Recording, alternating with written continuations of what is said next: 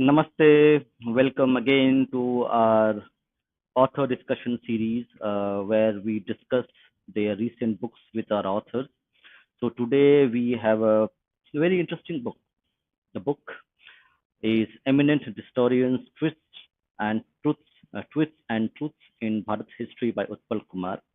Mr. Utpal Kumar is a serial author. He wrote his first book called Bharat Rising.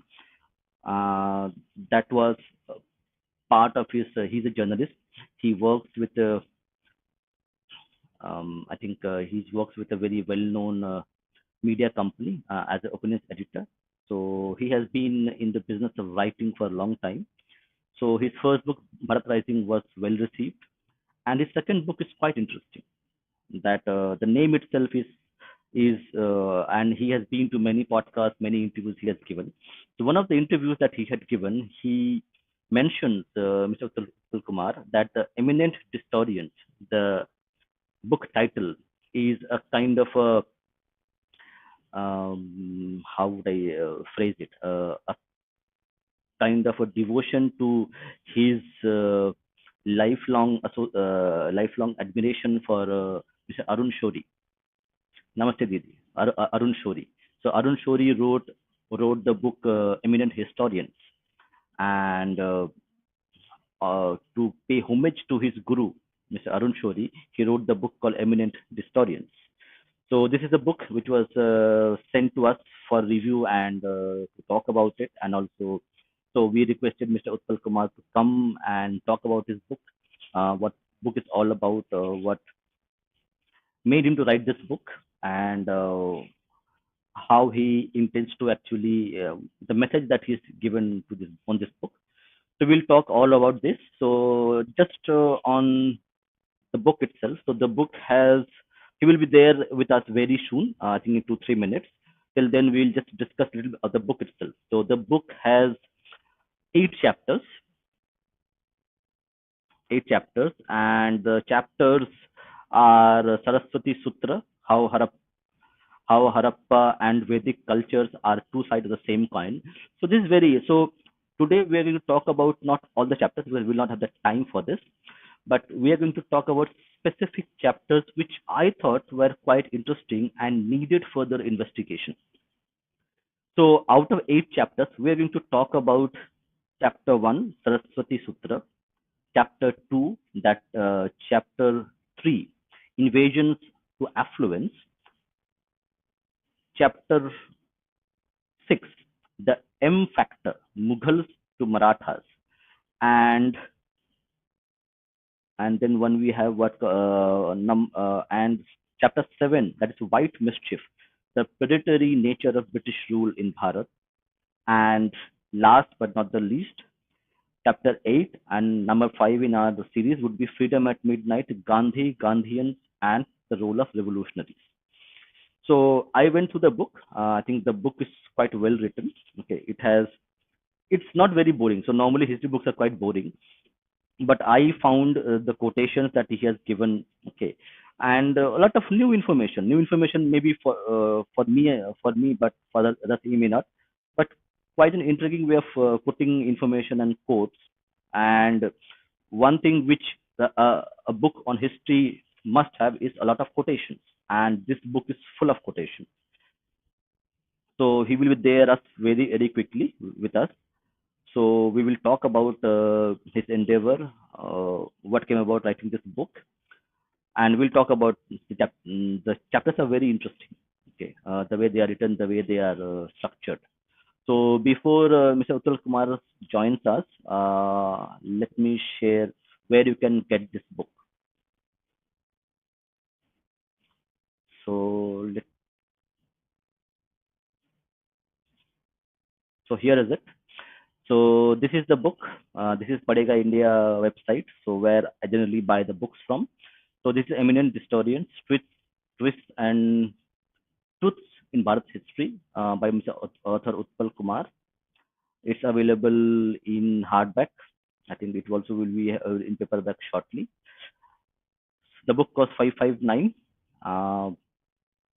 Considering that the kind of research has gone through, I think the book is quite well. So as I mentioned, he is an opinions editor in News 18 and First Post, so where he does his duty as a journalist. And as in the field of writing, he wrote his first book called Bharat Rising, and now he has come up with this new book, Distorians. So do let us know your questions because we will have the author available to ask questions. Okay. So, but when you ask questions, do keep them short and to the precise in terms of on the topics that we're discussing today, and also put #ASK so that I can identify those questions. And thank you for your patience. So when Mr. Utpal is not available as of now, he will join in very shortly.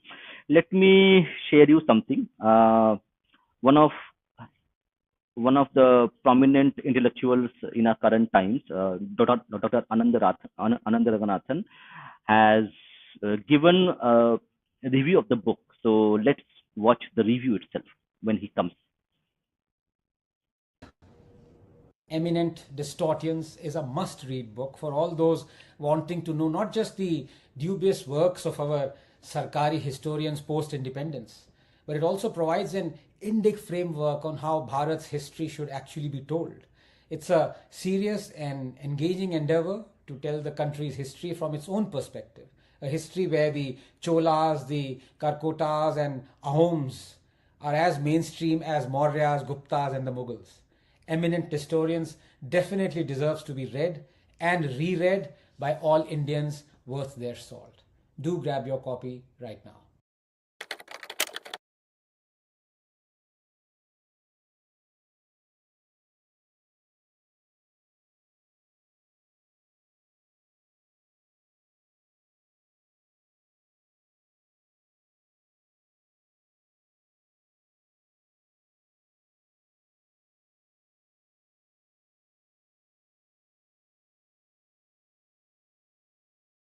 Yeah, till the author comes, let's take this opportunity to read the front cover.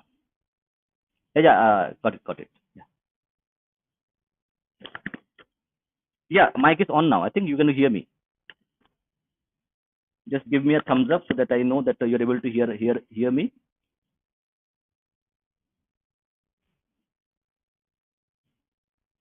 Okay. Do let me know if there's an audio issue. So let's read from the front cover.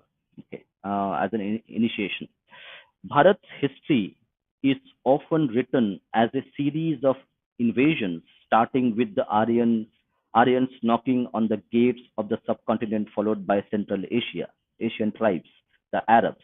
Okay, so on this part, it mentions a series of invasions starting from Aryans. So I think that is being debunked. So, putting this aside, the other information regarding subcontinent followed by Central Asian tribes, the Arabs, Afghans, Turks, and finally Europeans.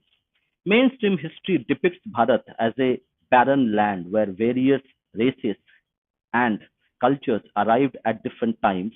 This country, yeah.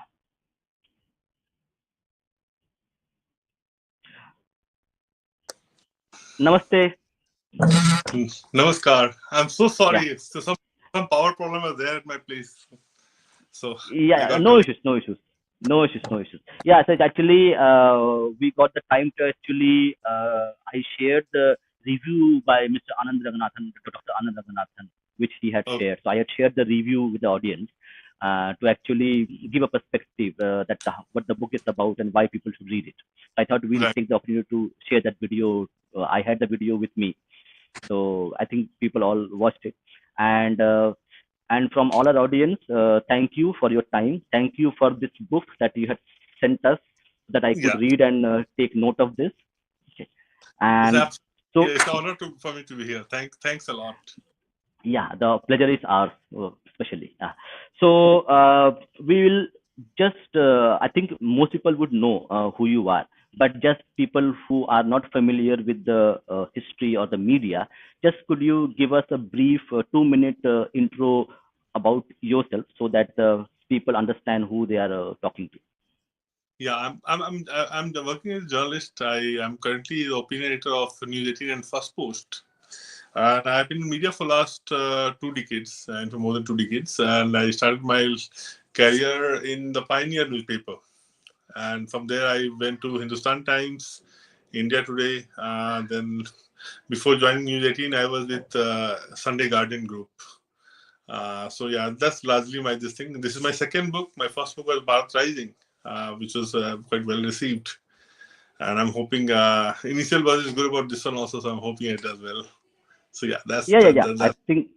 I think this is quite a book which is actually entertains me. Like I was not feeling bored reading the book. Like normally, like I was like say a lot of academic history books are something which put you to sleep.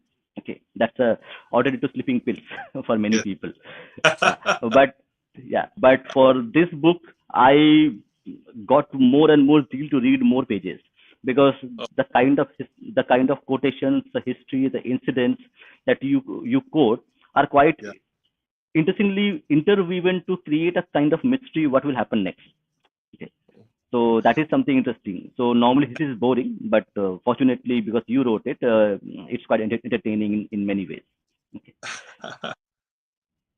Yeah, so we're done with the introduction. So when you wrote Bharat Rising, okay, so I want to know a little bit more about of your journey. See, you have done multiple interviews with multiple people. We talk about the book, okay.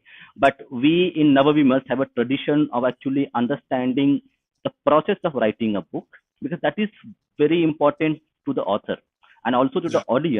audience that the book is a culmination of years and years of effort which you put in, Absolutely.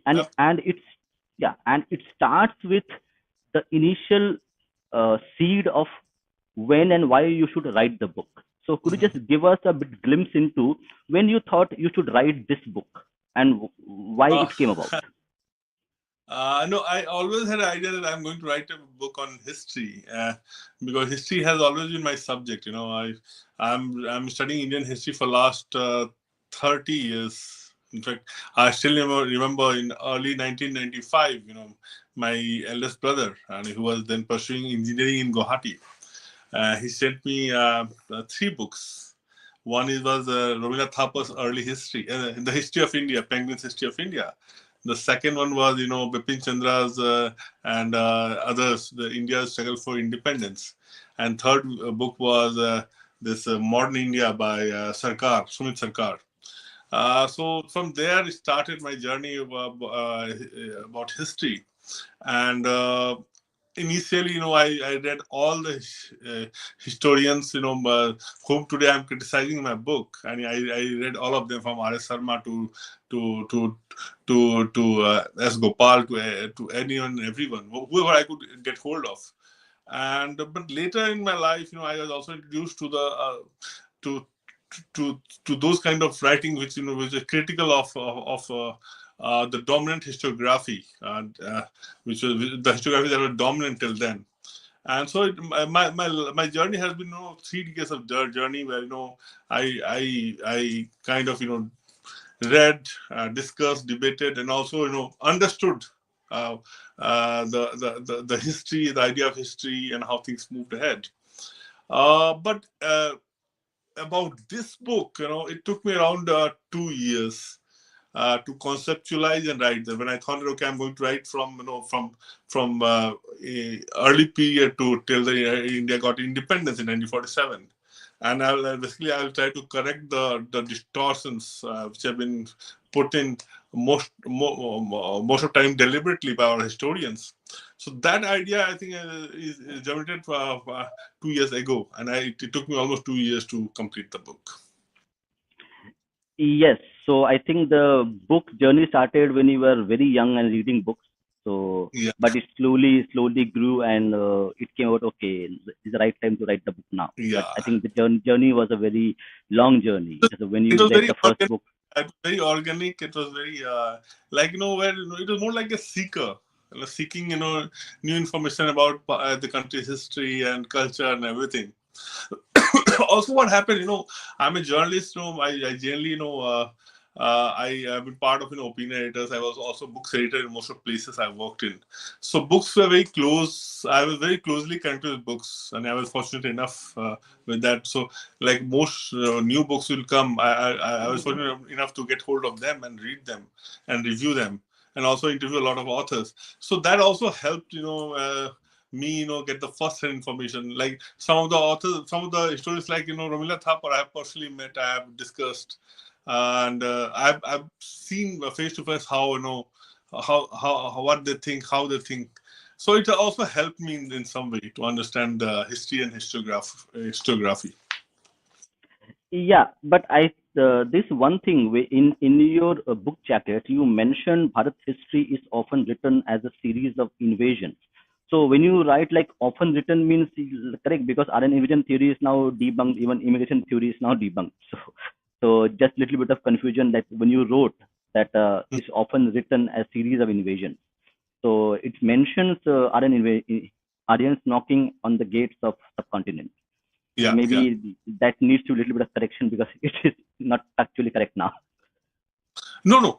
And see, Hmm. you read. I'm saying the invasion in the sense that now they have moved from the invasion to migration. The But that Aryan is also invasion. not correct because Thalagiri No, and no. other people have shown. Hmm. That's exactly what I'm saying. That that Hmm. the history which we are being taught, Hmm. Hmm. we have is the country's history is all about outsiders and invasions and and defeats. Which is not the fact. And I'm saying that from the time of Aryans, from Vedic period, we have been shown as people, that as if this country doesn't have anything of its own. Everything has been imported from outside, including people, and which is absolutely a myth. So I'm saying that I'm exactly saying what you're saying, and the book is trying to correct that misnomer that Aryans were not invaders. Vedic people were indigenous people. They belong to this territory. In fact, as my headline will say that that Harappans and the Vedic period were two sides of the same coin. Yes, exactly. So we'll foray into the first chapter of the book that you had is written, and that is Saraswati Sutra, how Harappan and Vedic cultures, two sides of the same coin. So Yeah. would you just, without revealing a lot of it, could you just give a glimpse? What do you mean by this word, two sides of the same coin? That they were one and the same civilization. When you say Hmm, that Harappans and Aryan, Vedic people, they were not two different people. They were hmm, actually I mean, it's like we all know that typical the story of elephant and the five blind men. I think that's what we have been doing with the Harappan and the Vedic civilization. That we are behaving like blind people as a society. I'm saying that we just believe that they were two separate civilizations. Look closely. They were one and the same. They actually were two sides of the same coin.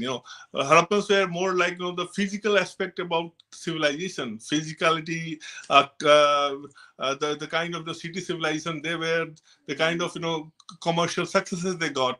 While in Vedas we see the spiritual kind of the successes. While in Veda also there are mention of 1,000 pillar houses, buildings, and everything. There are also mention of sea voyages.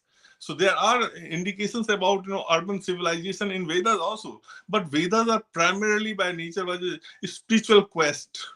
So there, so when you put the two together, then you realize that actually, Harappan and the Vedic civilization were one and the same, and that's what recent discovery suggests.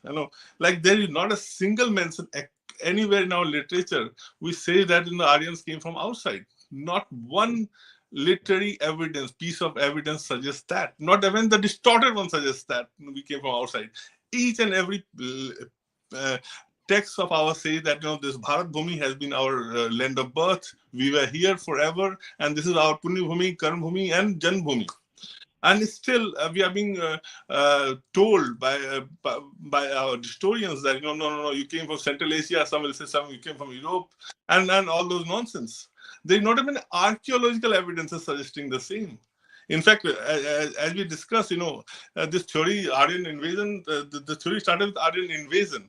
And when there were no archaeological evidence to substantiate that, then these very historians or historians moved to Aryan migration theory.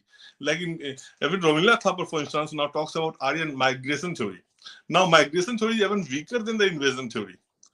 Uh, like, they say that, few Aryans, and Aryans, who are Aryans? Aryans are illiterate, nomadic people, warlike people who roam around in horses. But they have got a sophisticated language called Sanskrit. Now, this is a contradiction, and it just 2 plus 2 can't. Here, you don't get the result like that. Like warlike people, barbarians can't have Sanskrit as their language. Sanskrit is too sophisticated for them. But it doesn't matter to our historians. They will say whatever suits their agenda. Then so these people, these people come in small batches. Now this theory, agrarian migration, says that these people came in small batches of 10, 20, 50 people, and they overwhelmed the Harappan civilization, which is the world's largest urban civilization of that era. They were the most sophisticated people, with a population in lakhs. Now, how can they be overwhelmed? One, two, with such a small number. Two, these Harappan people, despite being superior in lifestyle and everything, they takes the language of the invading nomads, illiterates. Language is a very different thing. Language people generally don't change. Generally, language is the last thing people change. It's a very sensitive topic subject. You know how language war is taking place in our country also. People get offended by languages. Now here, Harappans, despite being sophisticated, educated, modern people, in that context I'm saying, they just gave up their language and took the language of a barbarian people called Aryans. Now, these are nonsensical theories, and it given to us, and it's absolutely bumkum. Now, another thing is, we are the only people who forgot about our homeland. Like, we don't have a memory of our original homeland. We believe that India is our homeland. World across, any society you go and ask, they have the memory of their homeland. Even if they don't remember from where they came, they will say, "Oh, but this is not our homeland. We came from some other place." India is the only place, Bharat is the only place where we don't have any memory, and still we are told that we came from outside. So it's absolutely bumkum. And now with the discovery of Saraswati, this is the final nail in the coffin. Like most of the Harappan sites are now found on the dried course of Saraswati. And Saraswati is dried up around 1900 BC. So all these things completely, throws away this Aryan invasion, migration bumkum, which we haven't told for almost a century now. So yeah, this is how it is. Now they have come with another jumla, that's called genetics, which again is a complete fraud. Yes, yes. So now I think they are trying to look for the genetic evidence of Central This is Asian steppe people coming in. It's a very smart tactics. It's like shifting the goalpost, and it's like they'll always come out with us and say, okay, we have this archaeological evidence. When we say, but where is the evidence? They say, okay, fine. Now we have got the genetic one. Now genetic one, if they quote couple of studies. Now I know almost like half a dozen studies. We say that for last 10,000 years, the population of the subcontinent hasn't changed. So where people came? So, Annie, it's complete. This theory is bunkum. But I know this is the mother of all historical scams. Like look at the theory. One theory completely rips apart our civilizational unity. North and South are divided. This entire Davidistan, this DMK politics is just born on this one theory of ours, Aryan invasion. This travel versus non-travel. This is again this entire thing, So I think it's high time that we give up, because it has done enough damage to this country, and it's fiber. Yeah, I'll quote you something. In Bengal, when Rabindranath Tagore and others were actually would gather, and it's actually well documented event there. Like when the elites of Bengal, in Renaissance, Rabindranath Tagore and other feudal lords and intellectuals would meet in a gathering, they would actually measure their nose to say who is an Aryan. So, like this is how this theory was actually penetrated, where people believed so much that the elites of that site in Bengal, Rabindranath Tagore and other people, would actually measure their nose to check whether they are Aryans or not. So Yeah, I gave an anecdote, which is yeah, actually like I'm Bengal, so I know this yeah. incident. That may like this. No, So and yeah, that's what so even someone like Bal Gangadhar Tilak, hardcore nationalist, he fell for that argument where he said the Arctic was the homeland of Aryans. So you can understand that how powerful this entire myth has been there, and with no evidence, nothing. But yeah, that's how it is. yeah, so on that specific context, okay, why do you think that we as Bharatiya, as Indians, okay, uh, like do not do the critical thinking and believe what is coming from the Europe and America or the West, because it's a very peculiar phenomenon. Like if somebody tells me like this is something that is true, I will not believe them. Okay, in general, like I would not. But I might not be a very like general person, but still I would not say okay I'll take a look at it. Okay, I will not say you are absolutely right. You are God. Okay, I will not do it on the first instance. So what do you think? What was the mechanism which happened, and how people, every strata of people from south to north to wherever you see, from the elites to the illiterate, knew that is a correct? So what do you think what happened in terms of Indian psyche, and how brilliant British were to actually propagate this in a manner that they did? See, first, to your first question, this colonialism, the coloniality. Uh, these are two manifestations. One is physical and another is mental. Physical, we have gotten rid of. Uh, and physical is easy. That's the easy part. That we can easily do that. Mental takes a lot of effort, mental, and unfortunately, we haven't able to do it even now, as we are discussing also. Anything which has a stamp from the West or of the West is easily, can be sold and can be bought in this country. And you see how suddenly yoga has become so famous. And though the role of Narendra Modi is important here. He had helped, but since West accepted yoga, now everyone is suddenly also is a very cool thing to do that at one point. So that's unfortunate. But that's also kind of I can understand that that it will take time. This will not happen in a day. To expect that and to kind of blame the society for that will be unrealistic expectation. See, it's a centuries of subjugation in some way, where we constantly fought.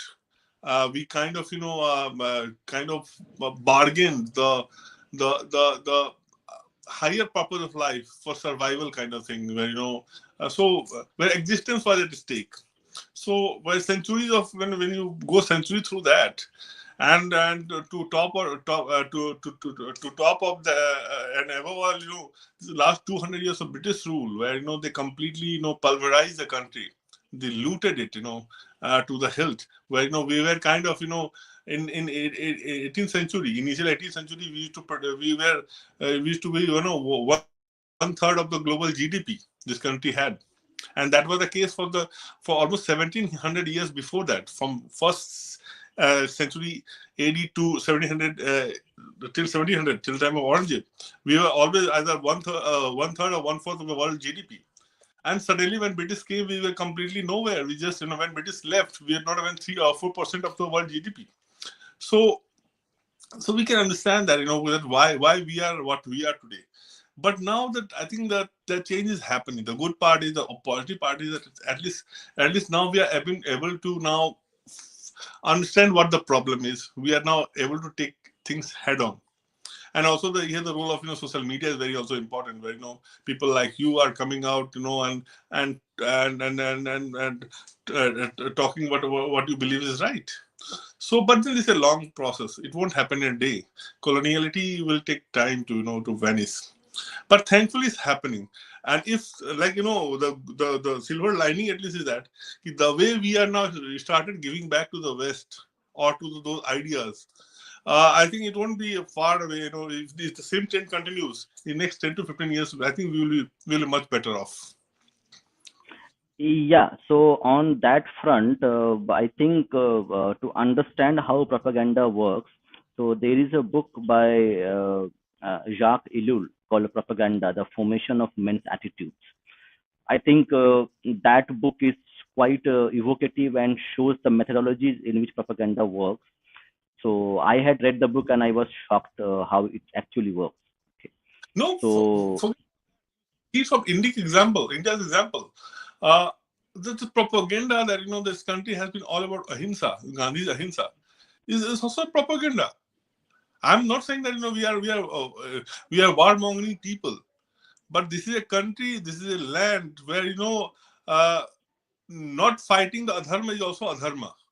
There is categorical line we have taken, and that's why the the Purushottam, the one person who is regarded the ideal person, Bhagwan Ram, he fought most battles. He didn't avoid battles. Where battle had to be fought, we had to be fought.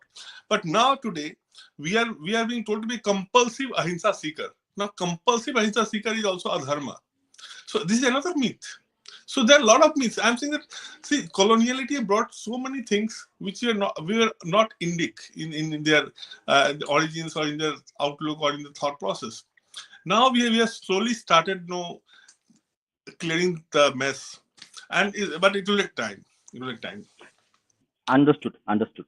So yeah, so now we'll go back to the your chapter on invasions to affluence, Bharat in the post-Maurya and Gupta periods. I am asking this specific question. This chapter is very interesting for me. Is that when we talk about Bharat's history, okay, we see in our textbooks and our college books, school books, there are gaps in the history books. Okay, so we jump 200 years and we come to the Islamic age. Okay, and we think okay that people did not do anything for 200 years. They were waiting for the Islamic invasions to come and conquer us. Okay, so that specific period where that now that's why I have wrote in my actually intro, also in the title, that who distorted and why. We can give a Mhm. benefit of doubt, okay, that they might have forgotten this part chapter. How can you forget 200 years of history by just loss of memory and jump 200 years and write about Mughal, about Islamic invasions? And you don't talk about Mauryan period, the golden period, okay, See, in terms of it's people forgot. People remembered. Is that our historians those very historians who I call historians, they actually deliberately made us forget them. So like the typical textbook of today, history textbook, typical thing, the mainstream one, the NCERT textbook, for example, they will jump like this, from Gupta period, they'll go to Harsavardhana, and then they will start jumping like like some horse in the jump, and they will go to first 712 Muhammad Kashim, then they will go to Muhammad Mahmud Ghazni, and then Muhammad Ghori, and then immediately they'll go to a slave dynasty being formed in Delhi Sultanate. Now this is more than 500 years. 500 years can't be explained in just three episodic incidents, but that's what we have been told.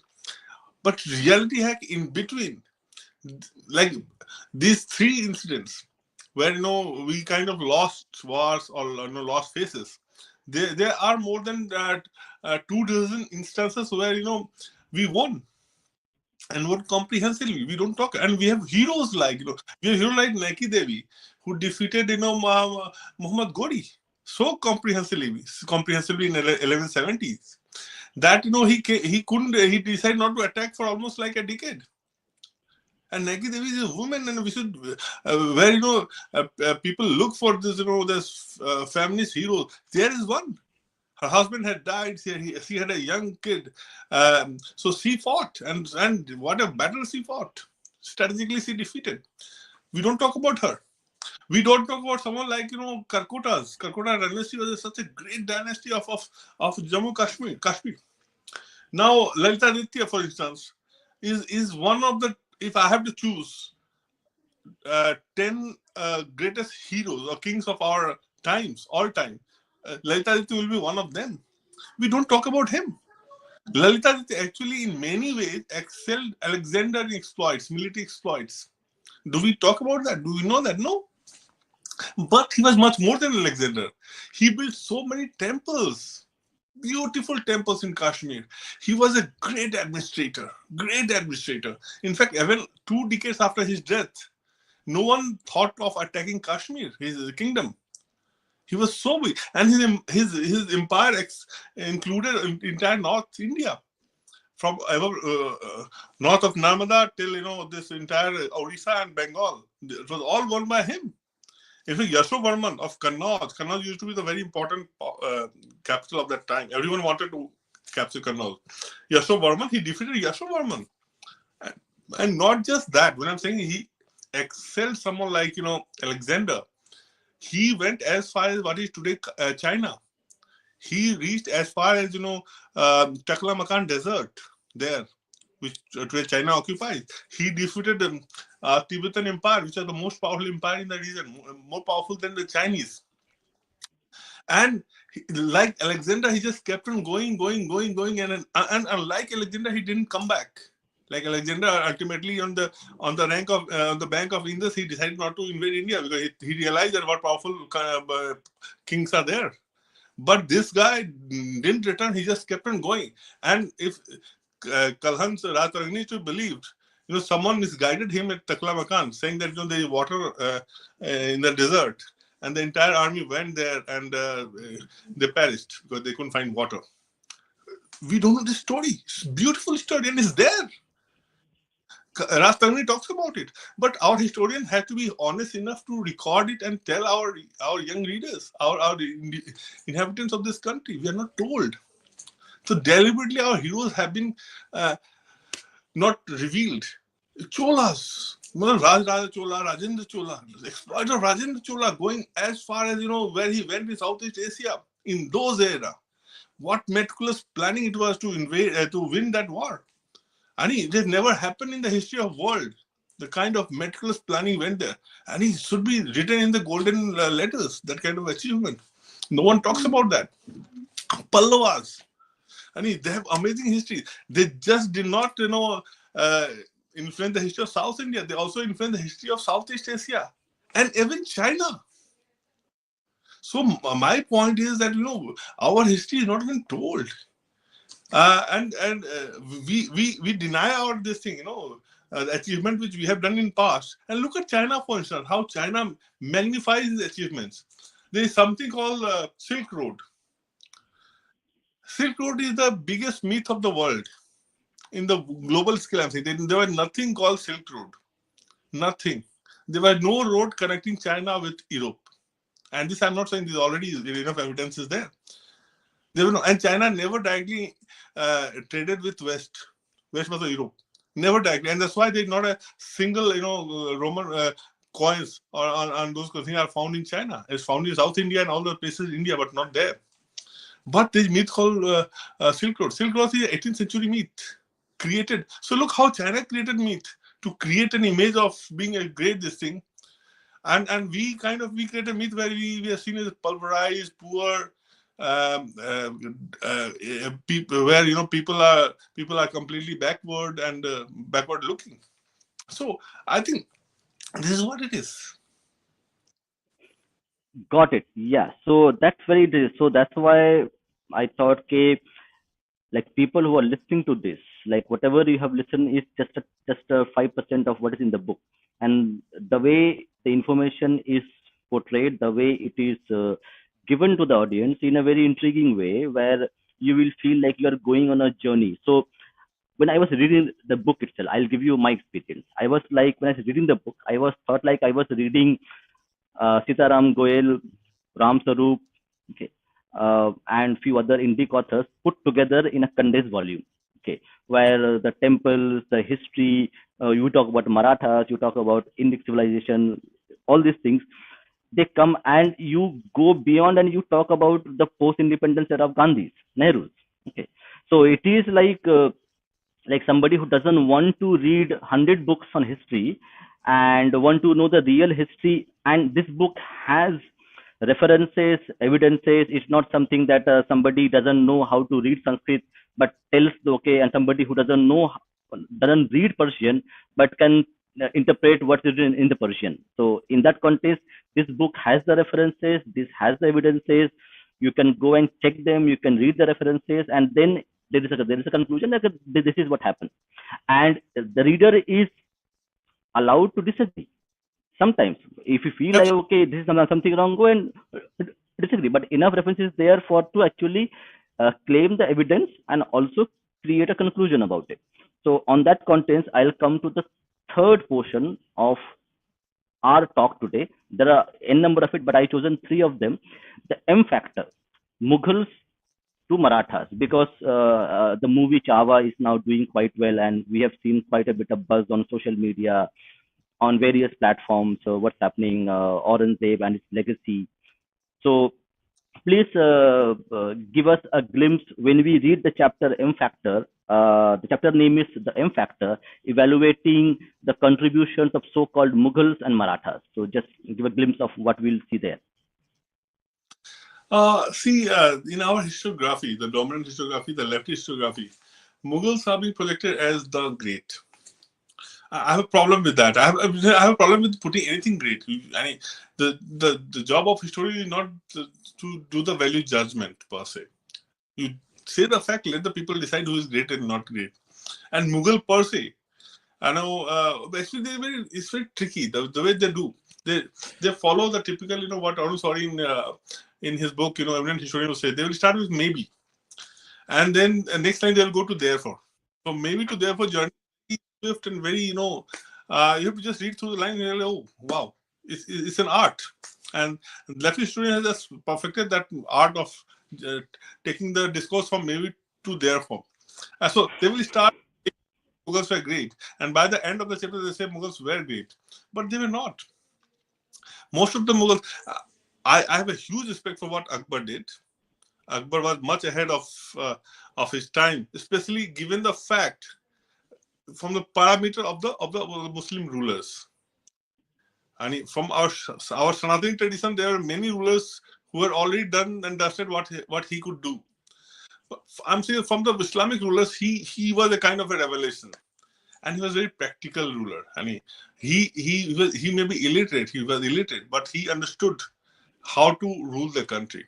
So he realized very early in his life that he can't build a strong foundation of an empire without the support of a significant section of Hindus.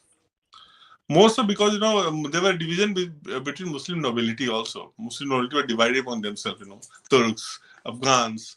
Turks did not look at Afghans with proper respect and everything, or Arabs or some other people, Turians. So what he thought, he wanted to create a kind of, a support system, Hindu support system where he could have relied. And that's where, his matrimonial relation with Rajput came into play. And that really, gave Akbar and the Mughal Empire a huge benefit.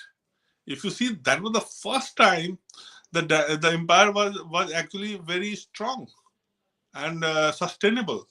And it remains sustainable till Aurangzeb started doing what other rulers, Muslim rulers would do. Started destroying temples or killing Hindus or reinstating jizya and other or pilgrimage tax.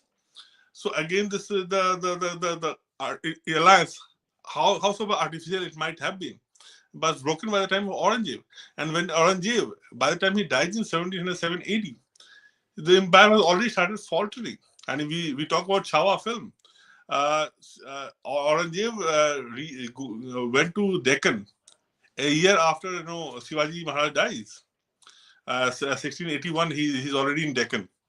And 1707 AD, when he dies, he still was in Deccan. He couldn't go back. For 26 years, he was stuck in Deccan.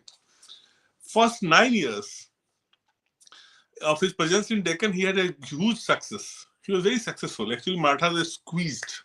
When Shivaji's son Sambhaji was captured also. But then he did something incredibly foolish. The way he killed Sambhaji, it kind of, the entire Maratha society rose up in anger. They took it as a personal assault.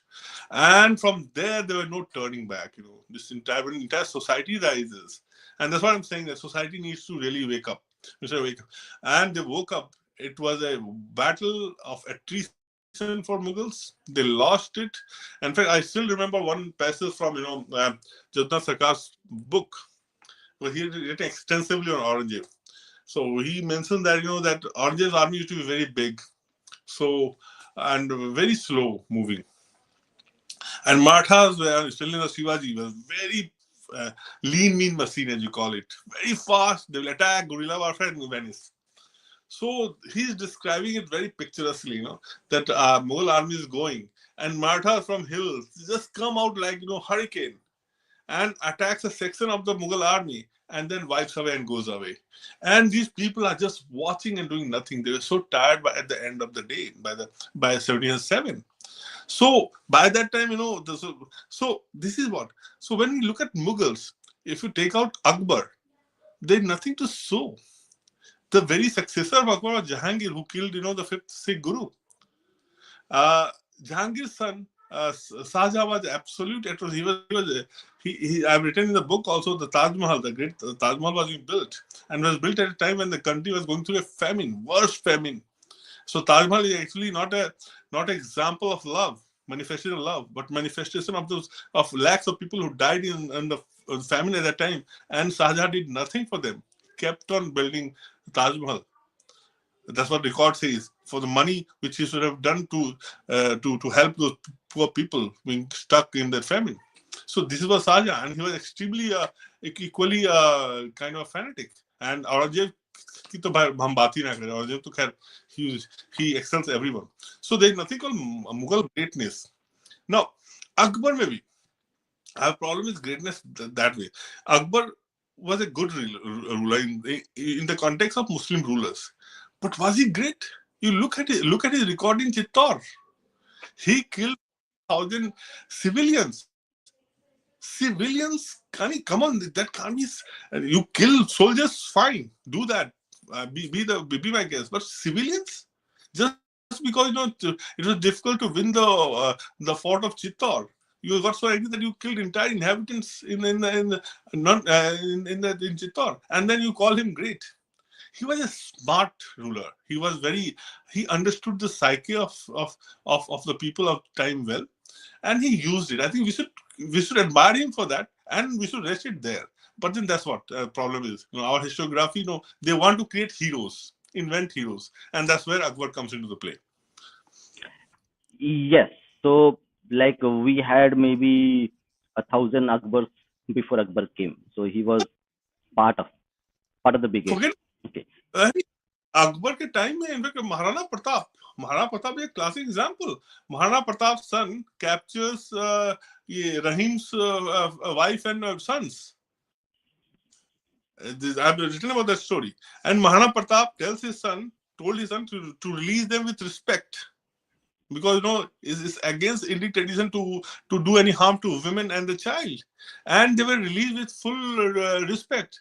And Rahim later writes acknowledging, because for them this is the last thing they do. For them any woman caught is a part of haram.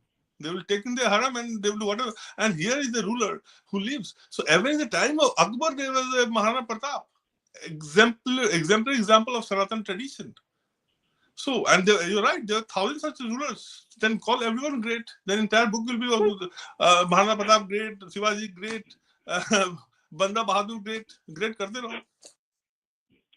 Yeah. So yeah, I think it's very interesting that like people like we read as a kind of a passion, kind of a hobby. Okay, but a lot of people are busy with a lot of things. Okay, and they might not have the time or the bandwidth to actually go ahead and it is important. So like a lot of people ask me what's the value of reading a book, okay, or reading a history book. It matters, correct? It doesn't make any money to you. Okay, you go and learn about circuits, you will be able to make some radios, okay, and sell it. Okay, example is of there's a company called Santosh Radio. I think people would have heard of it. That guy, that Santosh person, learned how to make radios in a hobby lab. From that hobby lab, he founded a company called Santosh Radio. So that's very practical learning, vocational training. But why somebody would read a history book? For what reason? It doesn't give you anything in your jobs or in any help. my counter to answer that is that you as a human being, so that there's a proverb, okay, man is not born to eat, drink, and die like an animal. Yeah. Okay. That very old proverb that I heard when I was very young. That man, as a man, you need more than shelter, security, and food. As a man, you need spirituality, you need conviction, you need sense of direction, you need a sense of conviction. That makes you a human being, or else you are as good as an animal, just going about eating and procreating. Okay. So for that reason, people should read history, people should read philosophy, people should read books No, itself. I'll add to that. What you're saying is absolutely right. That's very But I'll say that even history is even good in the economic sense, also in the sense of how you live. I'll give you an example. For instance, when the country was being liberalized in 1991, we used to hear a lot about कि अब क्या होगा, सारा हमारा industry खत्म हो जाए, all industry will go away, you can't open the economy, our industry will just vanish, Americans will take over. Could they take over? No, because Indians were innately entrepreneur people. They have always been, civilizationally, historically is proved. We have always been the traders, mercantile class. We have done so well. We knew how to deal. We found it out. We might not have perfected it. We're in the process of doing that. But I'm saying that after 91, we only came out stronger. Now, when you read history, had you read your history books, you would have realized that this land belonged to entrepreneurs. There is a story in Katha Sarit Sagar of a person, of an individual who became rich by selling a dead mouse. Katha Sarit Sagar has a story. And there are many stories about such entrepreneurs, women entrepreneurs, which says that this country was about entrepreneurs and seekers, monks and mendicants and merchants, and not just rajas. So this place, if you know history, you will come out with a confident person. So not just that, but yeah, unfortunately, we are not told history, so we kind of we come as very defensive, and we don't see. So I think history also makes you prepare for the best in your current life, because you see what mistakes you did in the past, and also it gives you a framework what to do and what not to do in future.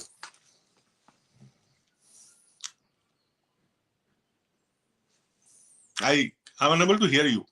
I think it's silent. Yeah, so one of the very pertinent part of being a human is of your identity, who you are. You cannot know who you are, and Shankaracharya and in the Mandukya Upanishad, the question is who you are. So this question of who you are is been asked from thousands of years, and Mandukya Upanishad is evidence and epitome of that question, who you are. It's an eternal question, who you are. So if you do not know your history, you will never know who you are. Exactly, absolutely. So on that, we'll go to our next part of it. That is, let me just go through this. I have everything. Yeah, white mischief. So let me read the chapter's name itself. It's very interesting. So white mischief, the predatory nature of British rule in Bharat. And I give a context to this name itself. So a lot of people like who were born pre-independence, okay, they saw Nehruvian era. It's not a Nehruvian era. It's called Fabian socialism era.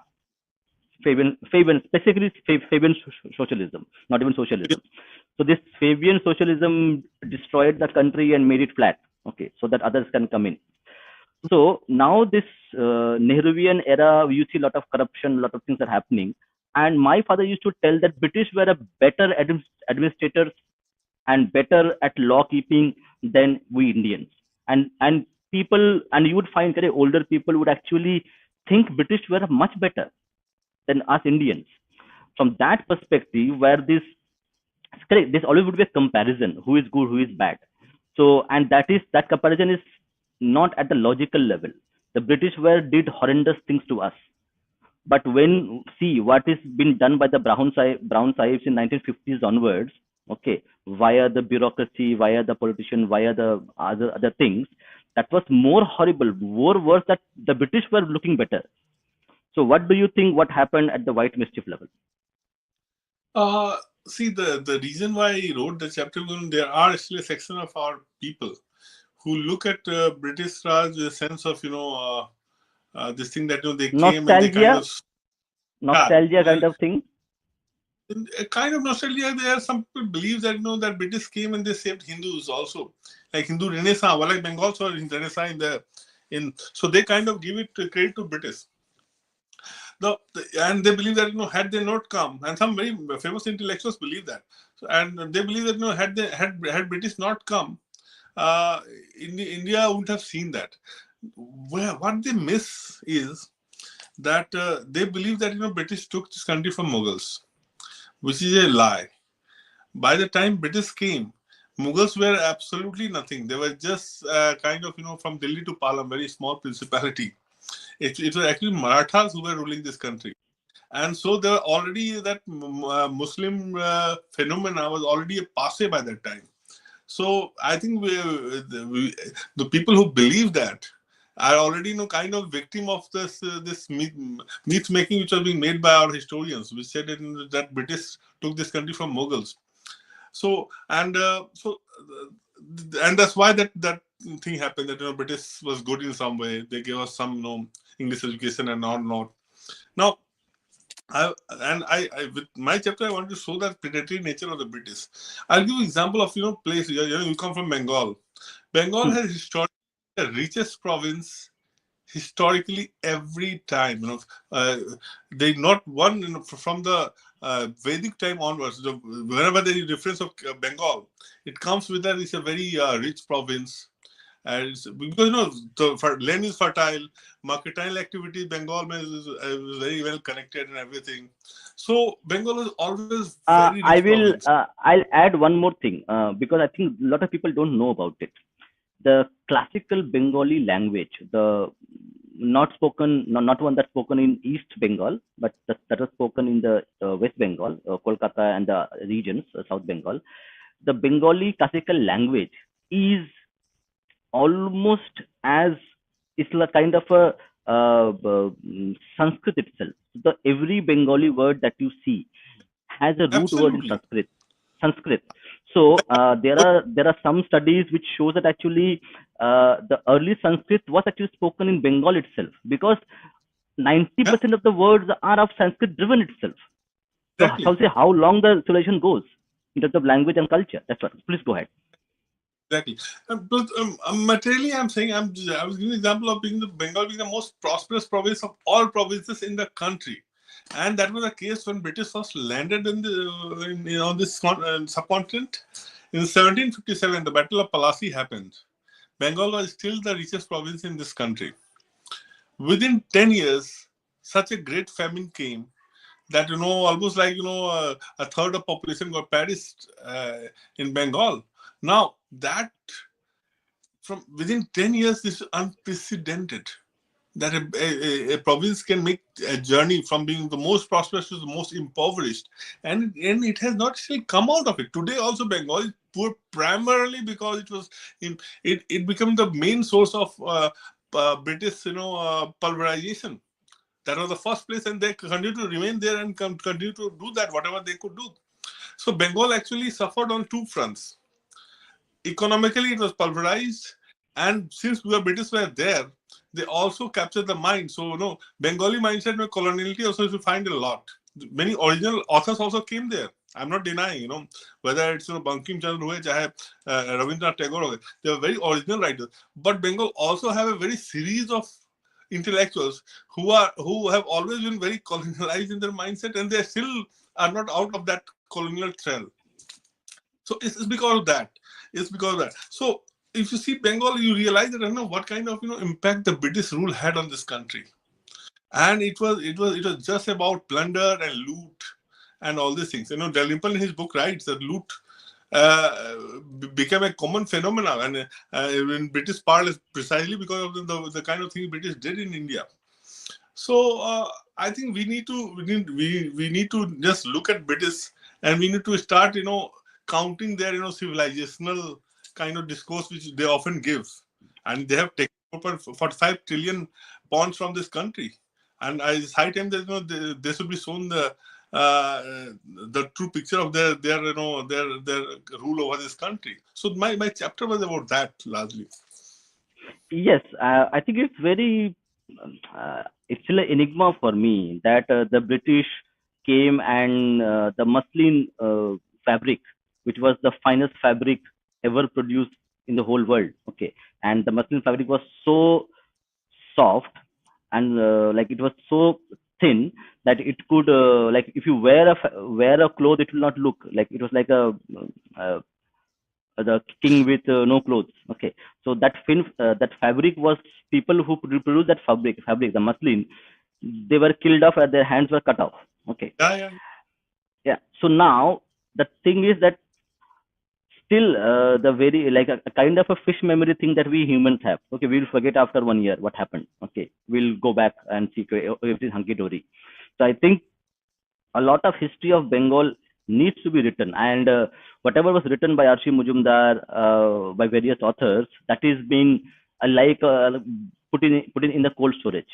Okay, we are trying to read few of his works in Bengali and also in English. Yeah. So that's what. So a lot of things needs to be written. I think volumes can be written on the atrocities which British did on Bengal itself. Forget about India, and a lot is just buried, not talked about it. So we'll come to the last point of discussion for that we had decided today, and that is we'll have so that is freedom at midnight, Gandhi, Gandhians, and the role of revolutionaries. That's very interesting because I did a podcast with Dr. Raja Bhumik. He wrote a book called India's Freedom Struggle, where he talks about extensively the revolutionaries in Bengal specifically, and also other parts. So, what what is there in this chapter? Freedom at midnight, Gandhi, Gandhians, and the role of revolutionaries. See, when we read today's mainstream history and mainstream history as well as textbooks, you read entire textbook also, for instance. One thing which singularly emphasized there is Gandhi, Gandhi, Gandhi, Gandhi. And I don't have a problem with that. Gandhi was the tallest leader. And he was acknowledged. Like Subhash Bose, we would recognize Gandhi as the tallest leader, despite being, he had nothing common with Gandhi. So he was the tallest leader. Fine. But was he the one who got us freedom? Was he the only person who got us freedom? I have a problem with that narrative. You just don't need one God. This is land of not one God. We don't believe in one God. So there can't be one God for our freedom struggle also. And that's what our historians try to do. They just want to believe that there was just one God called Gandhi and his assistant called Nehru. And they got us freedom. And history suggests that when you go through that historical thing, you find that actually revolutionaries played a greater role in the country's freedom. And this is very commonsensical, I'll say. If Gandhi and Gandhians were the biggest threat to British rule, why didn't British rulers or administrators didn't send a single Gandhian to Kalapani, Port Blair. Andamans? Yeah, why didn't send anybody there? As a person, if I am threatened by you, first thing I'll put you to the most dangerous place so that you don't come back. Not one Gandhian was put there. Why was only Savarkar or Sachindranath Sanyal or people like him were put there? Because they were the biggest threat. At least British saw them as the biggest threat. And this is where we have to understand. This is a very common sensical question. And the moment you answer this question, you realize that for British, Gandhi and Nehru were not the biggest threat. They were actually many times very kind of a safety valve. Well, Gandhi used to say that. Gandhi used to bring up movement most of the time because they used to think that this freedom struggle is going out of his hand. So he used to again launch another movement so that everything will come back to him. So we have to see it from that. And British themselves have conceded. At least the Prime Minister who actually granted us a freedom, he said that Gandhi had minimal role. He believed that Subhash Bose and Indian National Army had a bigger role to play. He said that that INA's influence was so much that even this naval rebellion, 1946 revolt 1946, made the British realize for the first time that that they can't rely on their military, and that's when they decided that it's time for them to pack their bags. Also, we need to see that there was something called World War II. After World War II, British didn't have that much of resources to run a colony. And that's why you see, we fought for our independence. In that time, in 50s, there were many countries who were let go as a They didn't even fight for freedom. And they were allowed to be free because British just couldn't control. So it was possible for them. And before World War, literature suggests there are already enough evidence with them. The British were not even thinking about leaving this country. Before World War, they were not even thinking. They were not in their mind. Churchill was aghast at the idea that, what are you doing? So it happened after World War. So it actually, you see, 1945 was the time when things started moving in that beginning, and we have to move. And that's where INA influence comes up, a rebellion happens. So actually, it was Subhash Bose. But I'm taking it to larger context. I'm saying that revolutionaries per se, Bhagat Singh ho gaye, Bhattu Kesar Dutt ho gaye, Chandrasekhar Azad ho gaye, all these people, their role we have to accept. Because they actually, see what revolutionary to fight with Gandhi also. When Gandhi would launch his movement, revolutionaries would join as Gandhians. Gandhians would never join the revolutionaries. This was one way of traffic. And when Gandhi will say, I'm shutting my shop now, and there won't be any non-cooperation movement. Then Bhagat Singh and Bhattu Kesar Dutt, all these people will start with the revolutionary path. And that's why you see from 1922 to 1930, there was a spot of revolutionary activities because these people came out for Gandhian movement. So these people fought with Gandhi and without Gandhi also. And we don't give them the credit. Now, what kind of history is this? We have to give them. I'm not saying that cut out Gandhi. Gandhi is important. Gandhi is also very good face. See, you also need to have a good face, ideal, talking about Satya, Ahimsa. Make him the face, fine. But give other people also due. History is also about that. So my book has been about that. My endeavor about that. I'm giving Gandhi. I'm acknowledging that Gandhi was the tallest leader, accepted by everyone. Rabindranath Tagore used to accept Gandhi as an important leader. No one denied that. But he wasn't the only one, and he was not the most important one when India got independence. Yes. So that concludes our initial discussion. We have a lot of questions which have come from the audience, so we'll take them one by one. But before doing that, in the book, please. Can I just get 1 minute? My mobile, I think, getting disturbed. I'll just connect it. Please go ahead. No issue. Okay, till the author comes in, let me. Okay, so the book has a lot of reviews by a lot of eminent authors and historians. So one of the reviews, very small review, is by Mr. Sanjeev Sanyal, best-selling writer and acclaimed economist. Mr. Sanyal writes about this specific book. This is a history, what became the official history of India after independence. In this fast-paced style, Utpal Kumar recounts the twist that led to a particular twisted narrative, the characters and their shadowy motivations, and finally how Indian history is being clawed back from colonial, Marxist, and Nehruvian biases.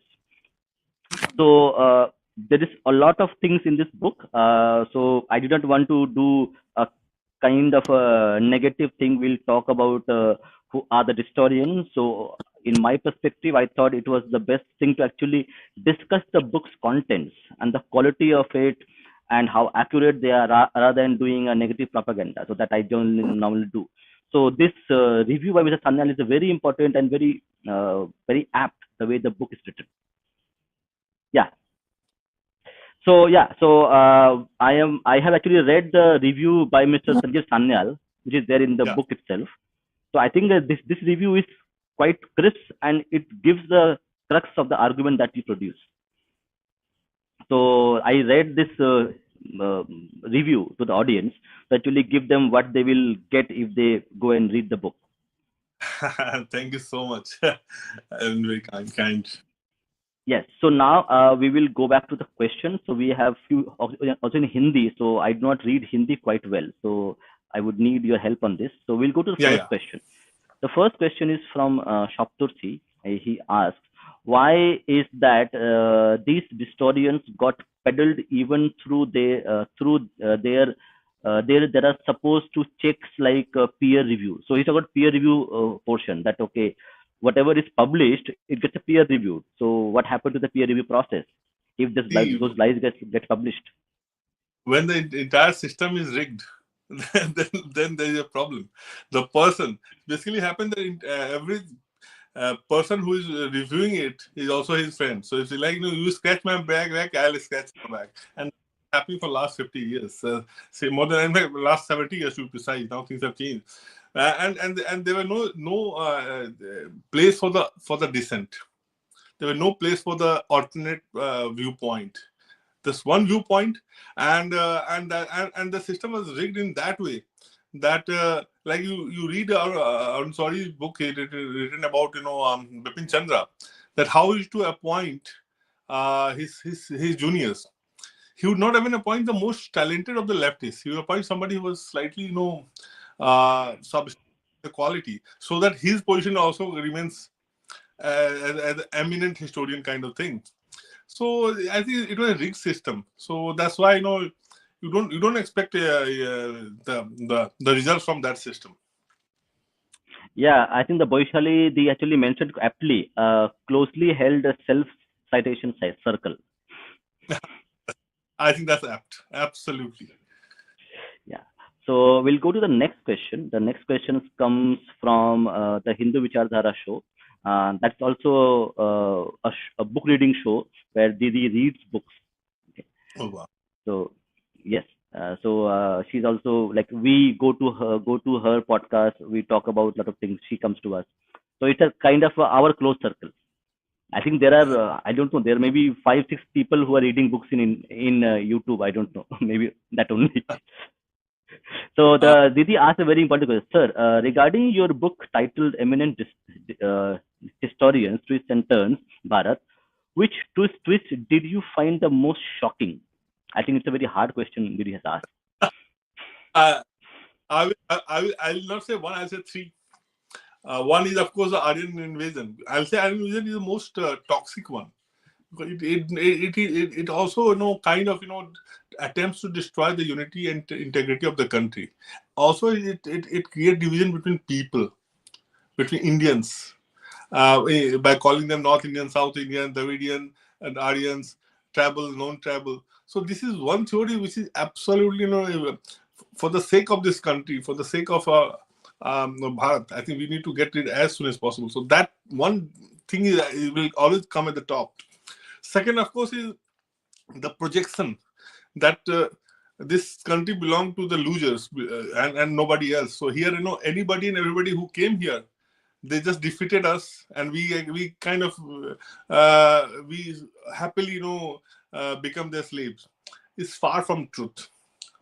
This is the only civilization. That's why we are the only one who are not in museum. All others, our counterparts are now confined to museums, whether it's Egyptian ho, chahe Persian ho, chahe Greeks ho. India, Bharat is the only thing which is not in museum. It still exists, thrives, and again strengthening itself.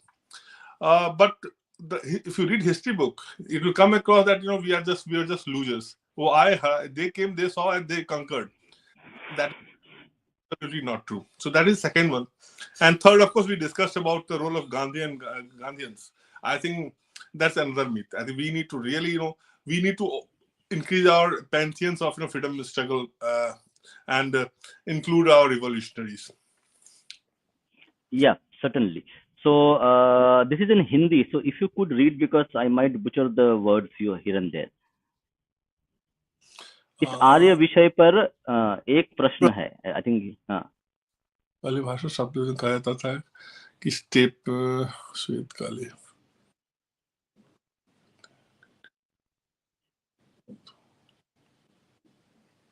Okay, I got the question. I think I might able to. So he's asking that although the Aryan invasion and although Aryan migration, immigration, whatever is there, that theory is being debunked, they are still dogmatic about that, and they are still trying to defend it. So why they No, are things, why they are so dogmatic about it? because because this theory is not historical. It has nothing to do with history. This is politics, pure politics. British got it for political reason because they wanted to show that this country had nothing of its own. And Aryans, people who call themselves the custodian of this country, were from outsiders, just the way British were outsiders. So basically, they created a parallel. They were arguing like, okay, we came today, you came yesterday. So how come you are different from us? So that was more political than the historical. History is always different from politics. Today is also become political. हमारे बहुतों की दुकान चल रही है. If you cut out the Aryan invasion theory, the DMK will have to shut their shop, and many others. All the travel parties and all these things, they will have to shut their shops. The conversion, the mafia will have to go back to some other place, because this is also part of it. Who are tribals? Tribals are nobody but extension of Sanatan tradition. They are Sanatanis.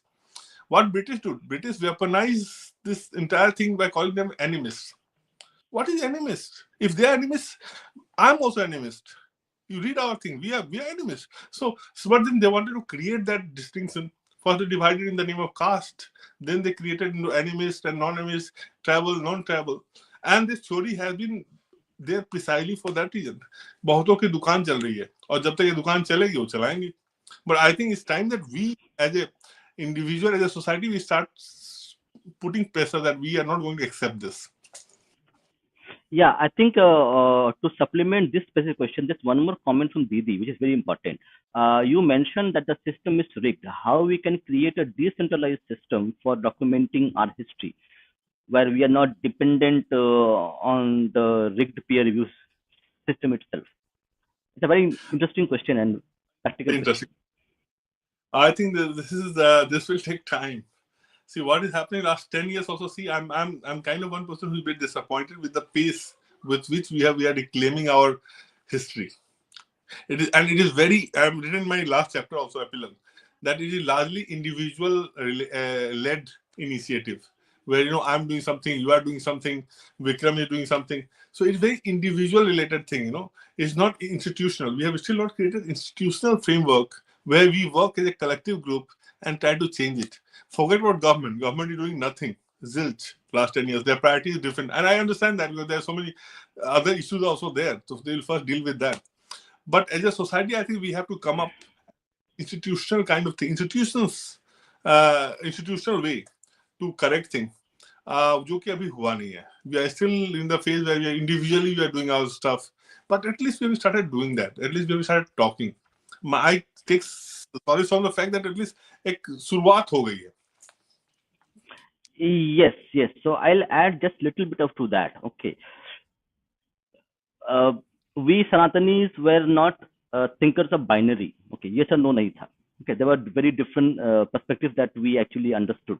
Okay, so as a Sanatani, okay, we believe in diversity. We believe in okay, you think this, okay, fine, let me think then, and we are both can be right and wrong. Okay, same time. With the advent of the Abrahamic faiths, we have somehow become a bit binary in nature in terms of our thinking as well. That he is bad or he is good. He cannot be in between. Okay, that sometimes he can be bad, sometimes he can be good. Okay, Akbar was a very brutal ruler at one time, and he was a very smart ruler at other time. So we should have the intellectual honesty and capacity to actually appreciate both of them. Yeah. While him for doing the wrong things, and also tell that okay, he did the smart choice here. Okay, and that intellectual honesty somehow we are actually losing. Okay, and actually when I read your book, when I read other books, I see that capacity and the quality is still there with the nationalist people like you or others who are still have the intellectual honesty, and you are able to actually successfully prove that Romila Thapar, D.N. Jha and others were totally dishonest.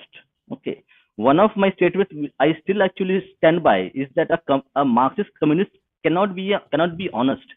They will be dishonest because that's the way they think about it. Okay. No, because they're activists first and then historian. Exactly. They are activists and part-time historians. Okay. Yeah, They only through their a lens of their ideology. They can't see beyond that. So on that question, I think the government has to do a lot, which I accept, which you think also needs to be done. But we also need to understand that although government will have to do something, we also are lacking a lot of initiatives from the society itself. So both exactly. has to come to gel together, and that's how somehow it's not happening. It's like it will take some time, as you mentioned, that it will come together. The society which was 150-year, 200-year-old system, which was there to actually keep us divided. 10 years of rules cannot keep us Yeah, again keep us united. It will take time to us to get together true. on issues. Very true. Very true. Yeah. We'll take the next question. Yeah. So this is by Saptarshi again. क्या हमारे उच्च वर्ग के elite okay, you can read rest because okay.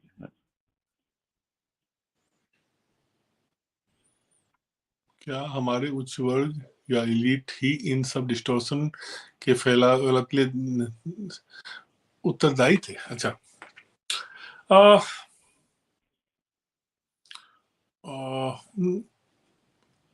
you can say that. You can say that, but I've not thought through this question. क्योंकि pin point करना बड़ा मुश्किल है. It was also very systemic था.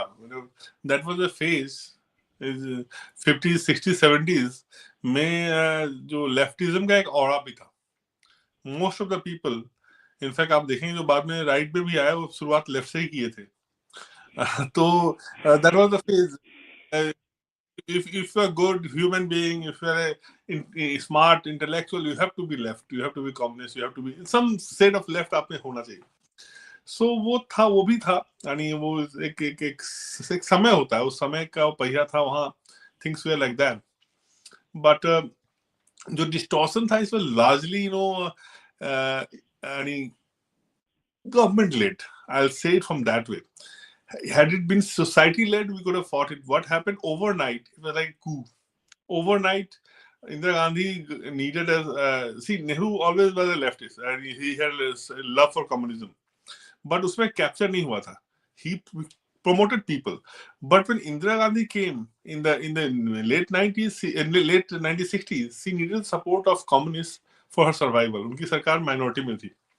So at that time, a compromise came up where they said, okay, we'll support you, but you give us all the soft powers. And his history institution, colleges, schools, JNU also came at that time. It was established at that time. So all these were rented out to our leftist, communist, Marxist activists, and they occupied everything at one go. It was done overnight. Nurul Hassan was the education minister at that time. It was done overnight, and that stranglehold remained. And it was so thorough, and there was no question. No one was there to ask questions. There was no media. And the question has a point that, that educated elite, educated thing who dominated the newspaper circle. The television was Doordarshan, so that was government. The newspaper per se was dominated by people who believed in the very ideology which was being pushed by our eminent historians. Things changed when social media, for instance, came. Now today everyone has the power. I mean, you have the power to tell. No one can gag your voice today. So things started changing after that, and also there was a kind of a resurgence in the Hindu society also since 1980s. You see, Hindu society started coming up. There was kind of sense of understanding of what is happening. We are being marginalized. This is our country and no one cares for us. And that's why Ram Mandir happened, Ram Mandir movement. Ram Mandir movement was not just about Mandir. It was also kind of Hindu rebellion to get what was their due in this country of their own. So from there things started happening. But yeah, I mean, distortion happened largely from, as I said, from the governmental point of view, where overnight they took over, and there were nobody to question them. Where elite became part of it, elite Lutyens world, as we call it today. they became part of that gang where they pushed and promoted that kind of narrative. Yeah, so I think this is an interesting question because we all know about Max Muller. So, what would be the motivation for Max Muller to create this? I think Max Muller was the proponent of RNA emission theory, correct? See, So, what was his? Max Muller, in his letter to his sister, if I'm not wrong, categorically said that he's doing it for the promotion of Christianity. He said that the day the Indians read my translation of the Vedas, they will throw away their religion and become Christian. So that's what his motive was. Absolutely, he himself said. So I don't have to add anything. This is a letter to his sister, if I'm not wrong, said that. So this was it. He wanted to convert, and the day you get convert, the moment you get disassociated with Sanatan tradition, it's over. Look what happened to Pakistan. They were our own blood, na? They were own people. हमारे लोग थे. To look, they are our sworn enemies. Their existence today is just about anti-Indiaism. They live to kill us. They live to destroy us. So this is and Bangladesh is the same example. Bengal, east part and west parts of Bengal, there's no difference. But look what the difference is. You can't even bridge that gulf, that divide. So this is what happens. When you cut off from the Sanatan tradition, it's over. And that's what he wanted to do. Yes, so this is in Hindi. So if you could read, it would be इतने मिथ्याचार के निराकरण कैसे किया जाता है, क्या इसका कोई ऐतिहासिक प्रमाण है? क्योंकि आपकी पुस्तक के अनुसार से इस विषय में एक पथ प्रदर्शक है. इतने के निराकरण. I also could not understand much, but I think it's talking about कि इतना distortions कैसे हुआ है. I think that's what I think question. Yeah.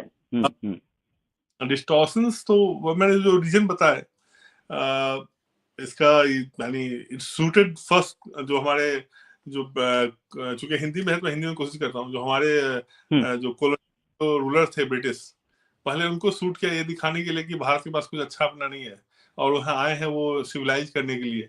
उनका काम सिविलाइजिंग, जो व्हाइट मेन्स बर्डन जो बोलते हैं, वो उनका काम था हमें सिविलाइज करना. तो इसीलिए वो डिस्टॉर्शन उन्होंने किया.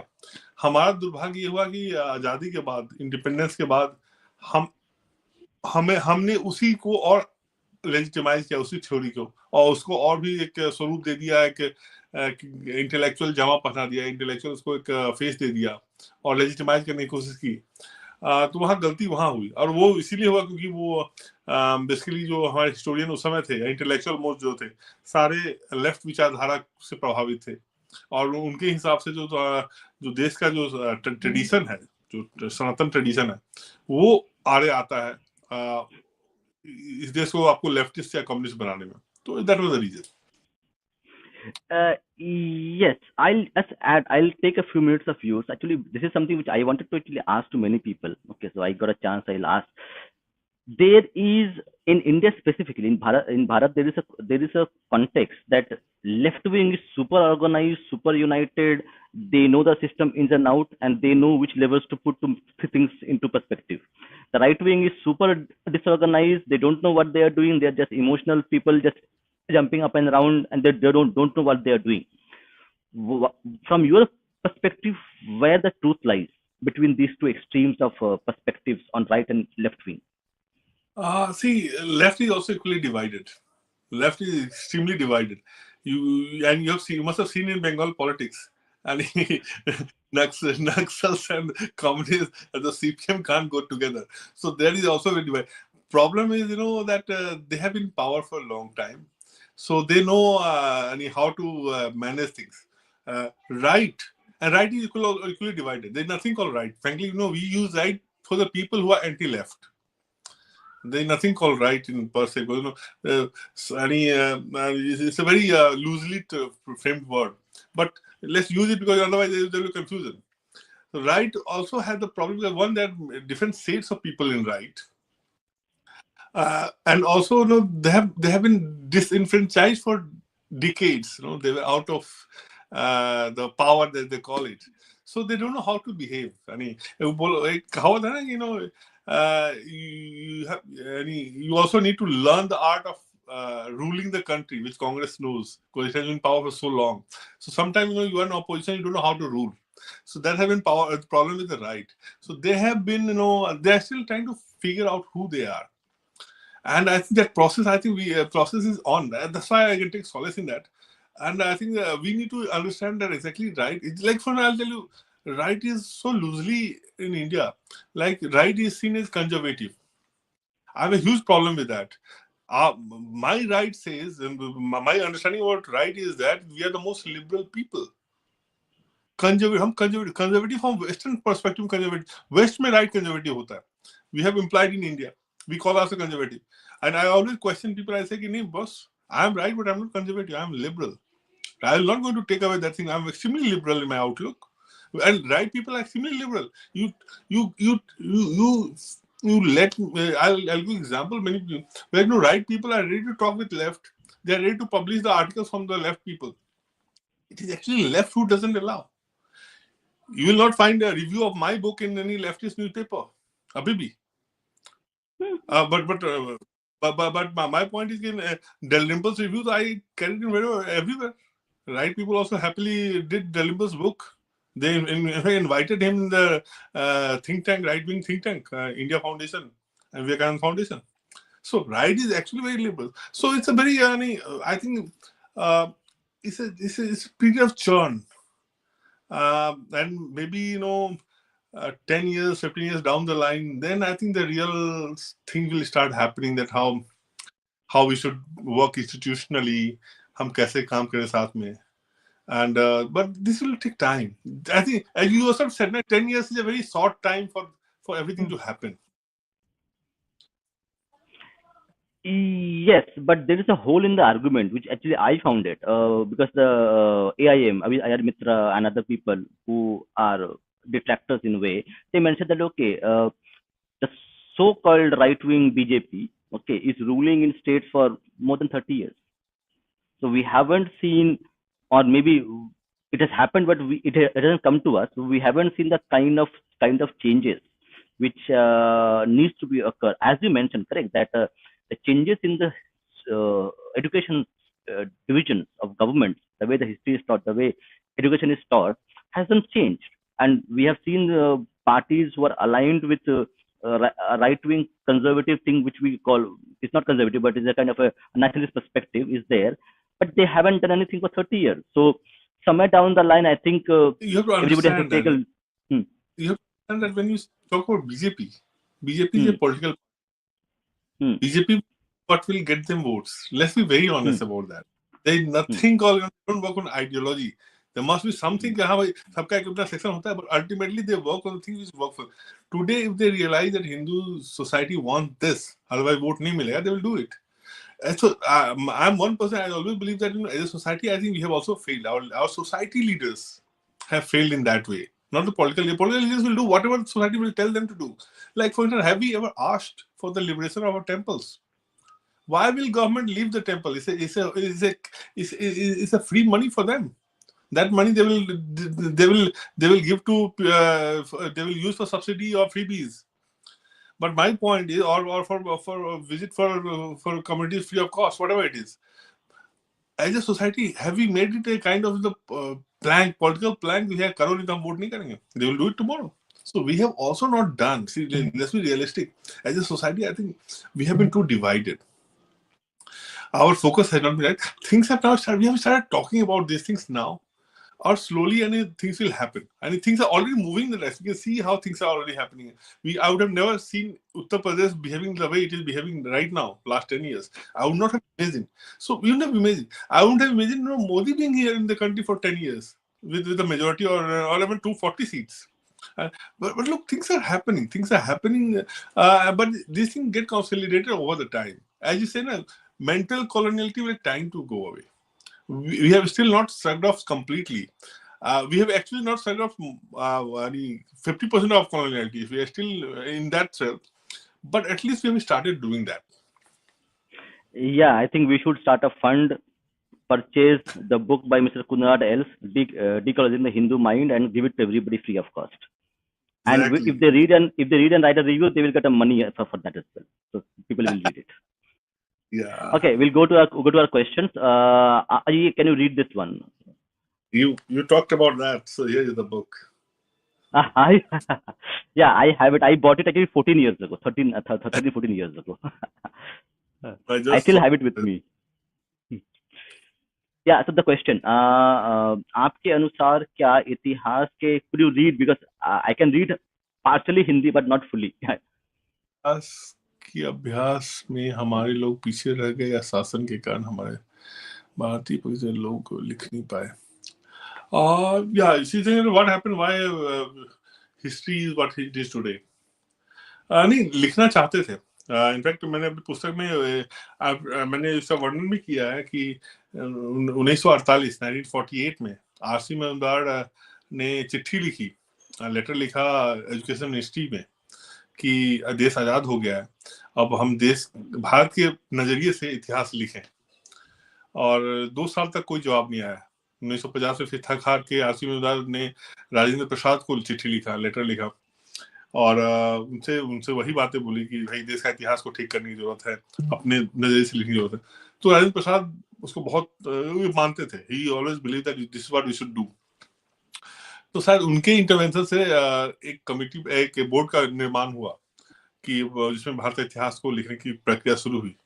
लेकिन as fate would have it 2-3 साल ही वो चला. उसके बाद वो बोर्ड को भंग कर दिया गया.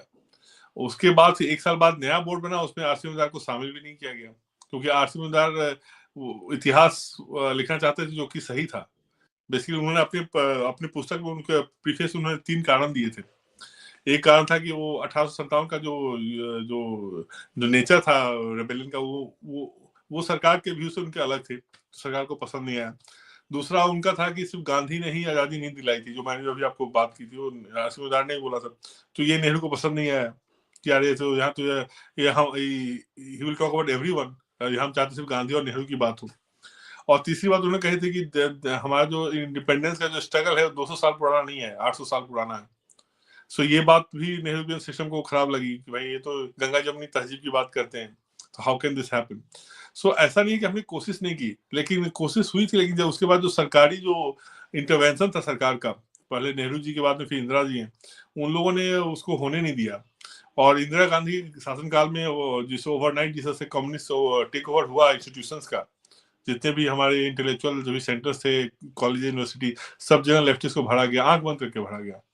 उनकी योग्यता नहीं देखी गई, क्वालिफिकेशन क्या है, ये देखा गया कि वो ऐसे कम्युनिस्ट है. और ये बात मैं नहीं बोल रहा हूँ, ये राज थापर जो कि रोमेश थापर की पत्नी थी और इंदिरा गांधी की किचन कैबिनेट की वो प्रोमिनेंट मेंबर थे दोनों, उनकी पुस्तक थी ऑल दीज इयर्स. उसमें वर्णित है कि उसमें का जो लोगों का रिक्रूटमेंट सिर्फ इसीलिए होता था कि वो कम्युनिस्ट है और कुछ नहीं देखते थे वो.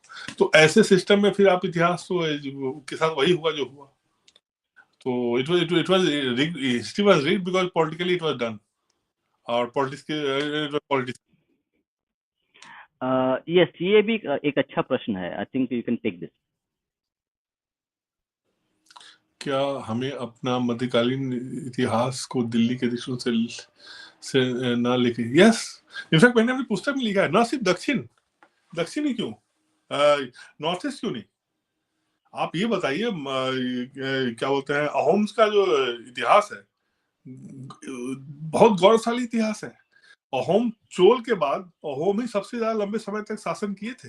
सबसे ज्यादा चोल का था, फिर अहोम का था, और हम उन्हें याद नहीं करते. अहोम एक ऐसा शासन जिसने मुगलों को औरंगजेब का शासनकाल में जो वो पावर के अपने एपेक्स पे था, जो सबसे ज्यादा पावरफुल था, तब हराया था. ऐसा नहीं था औरंगजेब कमजोर हो गया था तब हराया. औरंगजेब उसमें बहुत शक्तिशाली था तब हराया. तो भाई नॉर्थ ईस्ट, हम अहोम हमारे लिए उतनी मेन स्ट्रीम होनी चाहिए ना. जस्ट बिकॉज अहोम असम में है तो हम उसके बारे में बात नहीं करेंगे. आप खड़े साम्राज्य को आप उस इम्पोर्टेंस उसके कार्य से दें, उसका क्या स्वरूप था उस पर दें. वो मेरे हिसाब से करकोटा, चाहे वो कश्मीर की साम्राज्य है, चाहे अहोम है, चाहे चोल है, चाहे पल्लव है, चाहे विजयनगर है, ये सब सारे को उतनी इंपॉर्टेंस नहीं चाहिए जितने आप मुगल साम्राज्य को देते हैं. मुगल के आप छोटे छोटे राजाओं का नाम भी आप लिखवा देते हैं इतिहास में. लोग हम रटते रहते हैं, अच्छा अकबर बाबर आया, फिर हुमायूं आया, फिर अकबर आया। देखिए मुझे भी याद है वैसे ही, लेकिन क्या हम याद है कि अहोम का दो राजा के नाम बता दें तो लोग बोले मुझे याद नहीं है। चोल का दो तीन राजा बताए तो दो तो आप बता देंगे, राजा राजा और राजेंद्र चोल। तीसरे में आप बोले अच्छा I don't know, but I am saying this is how the historical amnesia has been created. और चोल सबसे बड़ा साम्राज्य था। चोल तो मैं मानता हूँ, मैंने अपनी पुस्तक में लिखा भी है, मेरे हिसाब से चोल तो गुप्ता पीरियड को गोल्डन पीरियड बोला था, उससे कहीं ज्यादा गौरवशाली उसका इतिहास रहा है। तो हमें बोलना जस्ट बिकॉज वो उसका सेंटर तमिलनाडु था, हम उसको नहीं बोलेंगे।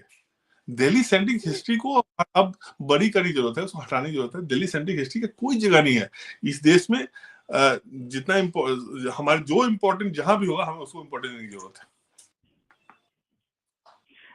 Yes, so there's one more question from Didi itself. How do historians with different political leanings interpret history of India? I will add one more interjection to this. See, as is mentioned by Mr. Utpal Kumar, by Vigam Sampath, and very others, okay, and even like probably right leaning or nationalist historians, they, whatever I have read, they do not have, like, they put the facts where they are generally. Okay, there might be some here and there, but generally they'll put the facts where they are. So, as a supposedly right-leaning historian, you were writing on history itself. What do you think? How the left-leaning historians write their history books, and how do you write? How do you self-evaluate yourself and your opponents? Left leading historian का क्या है ना, मैंने जो बोला था कि they are activist first, they are left is activist first and the historian later. तो वो पहले they reach the conclusion, they first reach the conclusion. उनको पहले दिखाना कि अच्छा हमें ना ये दिखाना कि मुसलमानों ने का जो अटैक था वो उतना मतलब वायलेंट नहीं था। They can they reach the conclusion, now they will search evidence data accordingly. तो वो जैसे मैं एग्जांपल देता हूँ नालंदा महाविहार का। Nalanda was destroyed by Bakhtiyar Khilji. इसके कंटेम्पररी एविडेंसेस हैं कि उस समय डिस्ट्रॉय किया गया ये मुस्लिम आर्मी ने। लेकिन डीएन झा क्या करते हैं, डीएन झा ने अपनी पुस्तक में 18वीं सेंचुरी के कोई एविडेंस निकाला 600 या 700 बाद जाके, और उसमें उसने फाइंड आउट किया कि some Brahmans Hindu fanatics destroy the Mahavihara. Now history का जो बेसिक जो लोग बोलते हैं हिस्ट्री की ट्रेनिंग होनी चाहिए। आजकल जो लेफ्ट विंगर है, जैसे नए जो हम लोग को किताब लिखे तो टारगेट करते हैं कि no they don't have the training of history, how can they write history book. Now मैं बेसिक क्वेश्चन पूछूंगा, how come DN didn't know the basic premise of history writing, that history writing में contemporary evidence को ज्यादा priority दिया जाता है, ना कि 600 साल पुराने एविडेंस। लेकिन चूंकि इट सूटेड द नैरेटिव, उनको ये दिखाना कि नहीं भाई Bakhtiyar didn't do it, Hindus ने किया होगा क्योंकि ये बुद्धिस्ट वो महाविहार था। So they first reach the conclusion and then they find the evidences. तब इसीलिए आपको इतनी distortions दिखती है। Ideally करना क्या चाहिए? मेरे ideal, for me the ideal person historiography में somebody like Jaduna Sarkar है। Jaduna Sarkar, when he wrote the history of Marathas, Shivaji, then Marathas got upset. They were very upset. And when he wrote the history of Bengal, Bengalis got upset. Now, this is what history should be. History should be what is there. And you can offend, it's fine. But history can't be for the political, volleyball. I totally believe, get the facts, write it down, let people be offended about it. But आप distortion deliberately create ना करें जो कि leftist लोगों ने किया है. Yes. So final question before Didi comes with one more question. Why are indigenous historical documents not translated into English and properly documented? I think I lived in South India, and the kind of manuscripts, the kind of things are just lying around. People don't care about it. So I think, see, the point of perspective is that governments and communities, they have to come together to actually preserve whatever is left. Whatever is left is a lot. Okay, we had a lot, we listed a lot, but I think we are losing time where we lose some treasures which will never be able to recover if this doesn't happen. As a society, we have to wake up first. and we have to create right noises. Government will fall in place. See, problem with us is now and this is also a Nehruvian gift, that for everything we look up at the government. कि government करेगा. I think the moment we create enough pressure point in society, government will also fall in line. Let's do it. Government will do what will get the votes. Let's be sure about it. Let's be clear about that. And I don't have any illusion about any governments or political parties working in different way. I think as a society we need to have that understanding. Or I can understand why abhi tak nahi hua. See, we have suffered a lot. We have suffered quite a lot. And realistically speaking, I'll be very honest with you. We survived is a miracle. Kind of, all four corners से attack हुए हैं. We survived. I think it was our destiny. I think Aurobindo बोलते हैं या विवेकानंद ने बोला है ना कि I think we have been destiny child. I think I believe that we survived precisely because no other would have survived the kind of attack and happened with us. With that, we are slightly, our minds are still not opened up completely. We still have not realized the potential we can achieve and things we can do and we should do. So, already, like indigenous work has already been started. There are, translation work has been happening, documentation on the things have been started. We have a problem with the pace. I think the more we awaken ourselves and awaken surrounding, like things we are doing, things will pick the pace, and we will only pick the pace with passing time. So I'm very optimistic about it. I hope that we don't lose very substantial and documents in the process. I just hope that. But yeah. Yes, because whatever I heard is that there are endless manuscripts which are being lying, not translated, and they will get destroyed. Like because of time, they will be unsalvageable. We'll take this. This is a very interesting question, and we have 10 minutes more. So apologies to everybody. We can't answer every question, so but we try to pick the best ones we think is good enough. So, but we try. But unfortunately, we don't have endless time to answer all your questions. But we try to pick our best.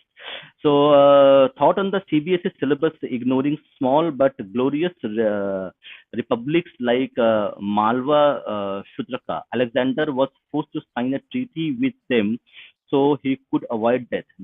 That is something which was correct, not even known. I am knowing it because he's asking the question. True. Well, exactly, I said, that somehow, there is a sense of, our achievement has been deliberately ignored.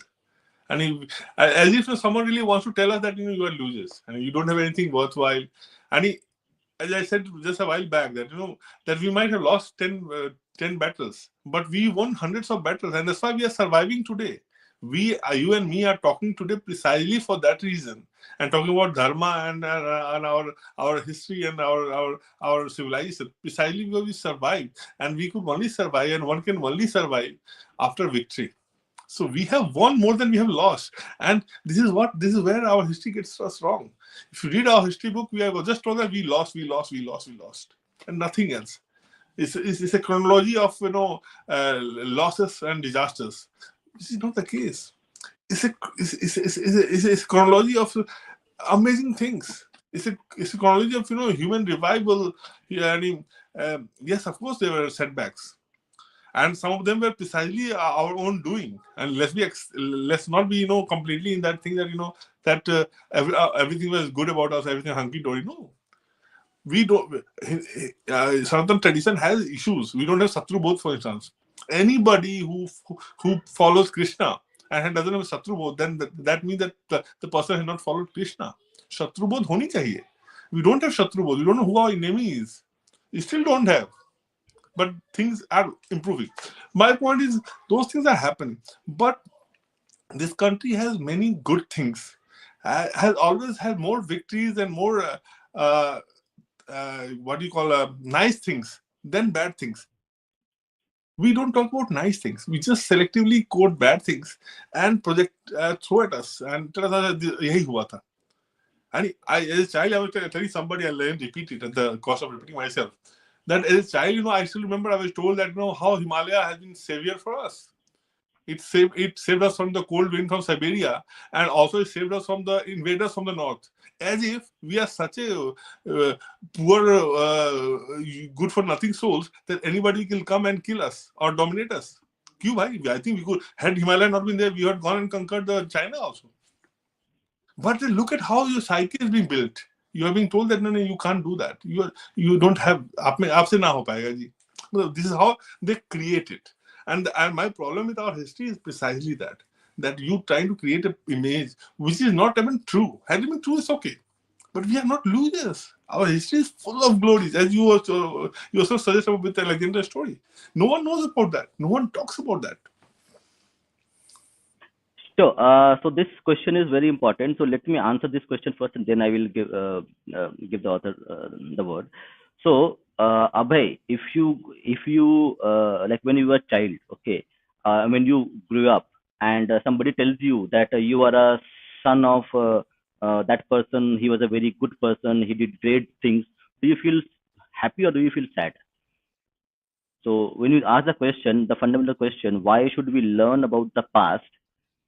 Your family's past is as much important and interlinked to who you become. Okay, a Sachin Tendulkar's son becomes a cricketer. Okay, a politician's son becomes a politician because of the past, because of the identity, because of the environment. So if you do not know who you are as an individual, as a small microcosm of a reflection of your own society, my parents, their grandparents, what they did, all are reflection of who you are today. So if you don't not know your history, you will not be able to understand how great or how good or how not so good your previous generation was, and what to do next to fix that problem. What is good? If you learn history, you will know what was good, you will know what is bad, then you can actually create your better self and you will improve your society in general. Yes, please go ahead. Yeah, no, in fact, I absolutely 100% agree with you. And that's why, there are many proponents in right also who say that, that Mughal ki history hata de. I say, nahi, hatao mat, rakho. You need to know what happened with us. Don't be an ostrich, put your head in the sand. But you also talk about Ahoms, you talk about Shivaji, you talk about Maharana Pratap, you talk about Maharana Kumbha. Maharana Kumbha no one talks about. And he was such an amazing ruler. Talk about all these people also, but also talk about Mughals. But tell everything about Mughals. Don't be selective there. Don't be selective here. To tell everything so that you are prepared. You know what exactly happened. You know that tomorrow, if I do like this, these things can again happen. So history is not just for today. It was not about the past. It is not just for today. It is also for future. So history is absolutely important. And as you say, our entire endeavor, how human being is different from animals. Because what makes us different is the very question that we always ask this question: who are we? Why are we here? These are very fundamental questions. And if you don't ask this question, we will become animal. It's as bad or as good as animal. Now, do you want to be like that? And history actually helps us do that. Yeah, so this is the last question we will take. This is from Vaishali she is just outside India. So I had only heard of Aurangzeb breaking temples with Hindu pushback. Suddenly he is a Sufi Hindu lover that he broke temples. Then he remade them. If the, if this Sufi is Imam Malini, then who is Raja Sultan? So I think it's a very interesting juncture. Okay, I think which will be nuance. But there is an effort to create a very secular ruler out of Aurangzeb. There has been the current who's doing it with a lot of power is Audrey Truskey. She has come up with a third book on Aurangzeb. It's a third book. It's absolutely, you don't want to read the book. It's more like pamphleteering. But that's what the ecosystem does. She is now the historian, quoted everyone because she has her uses. So yeah, there are people who want to project Aurangzeb as something of a very good human being. They will, out of context, will say that he will not take money from the treasury, or khud he to do calligraphy and earn from that. What a simple life he to live. He do that precisely because he wanted to become the ideal Muslim. So and his idea of Muslim was that, absolute fanatic. His Talibani idea of Muslim. So if Taliban is your hero, then make Aurangzeb your hero. It's as simple as that. Taliban also live like that. So Ali is the hero. So the point, but problem with Aurangzeb, was that Aurangzeb, unlike our historians, uh, always took glory in whatever he did. So he and most of the medieval Muslim rulers, they openly talked about breaking temples, vandalizing it, killing Hindus. Because they thought they are doing the right thing. They're doing the cause of the Islam. So they have produced enough evidences suggesting that he was anything but a tyrant. He was anything but a terrorist in a crude sense of the term. And you can't sanitize it. And like one of the arguments which Audrey Truskay gives, a very lame argument, which most of people very ignorantly, many Hindus also very ignorantly, the right side also accept it, is that Aurangzeb employed more Hindus in his court than even Akbar did. So that's why he was secular. He was not that fanatic. Otherwise, अपने court में इतने हिंदू क्यों बड़े position पे रखता? It's a fact है. Aurangzeb had more Hindus in his court than even Akbar.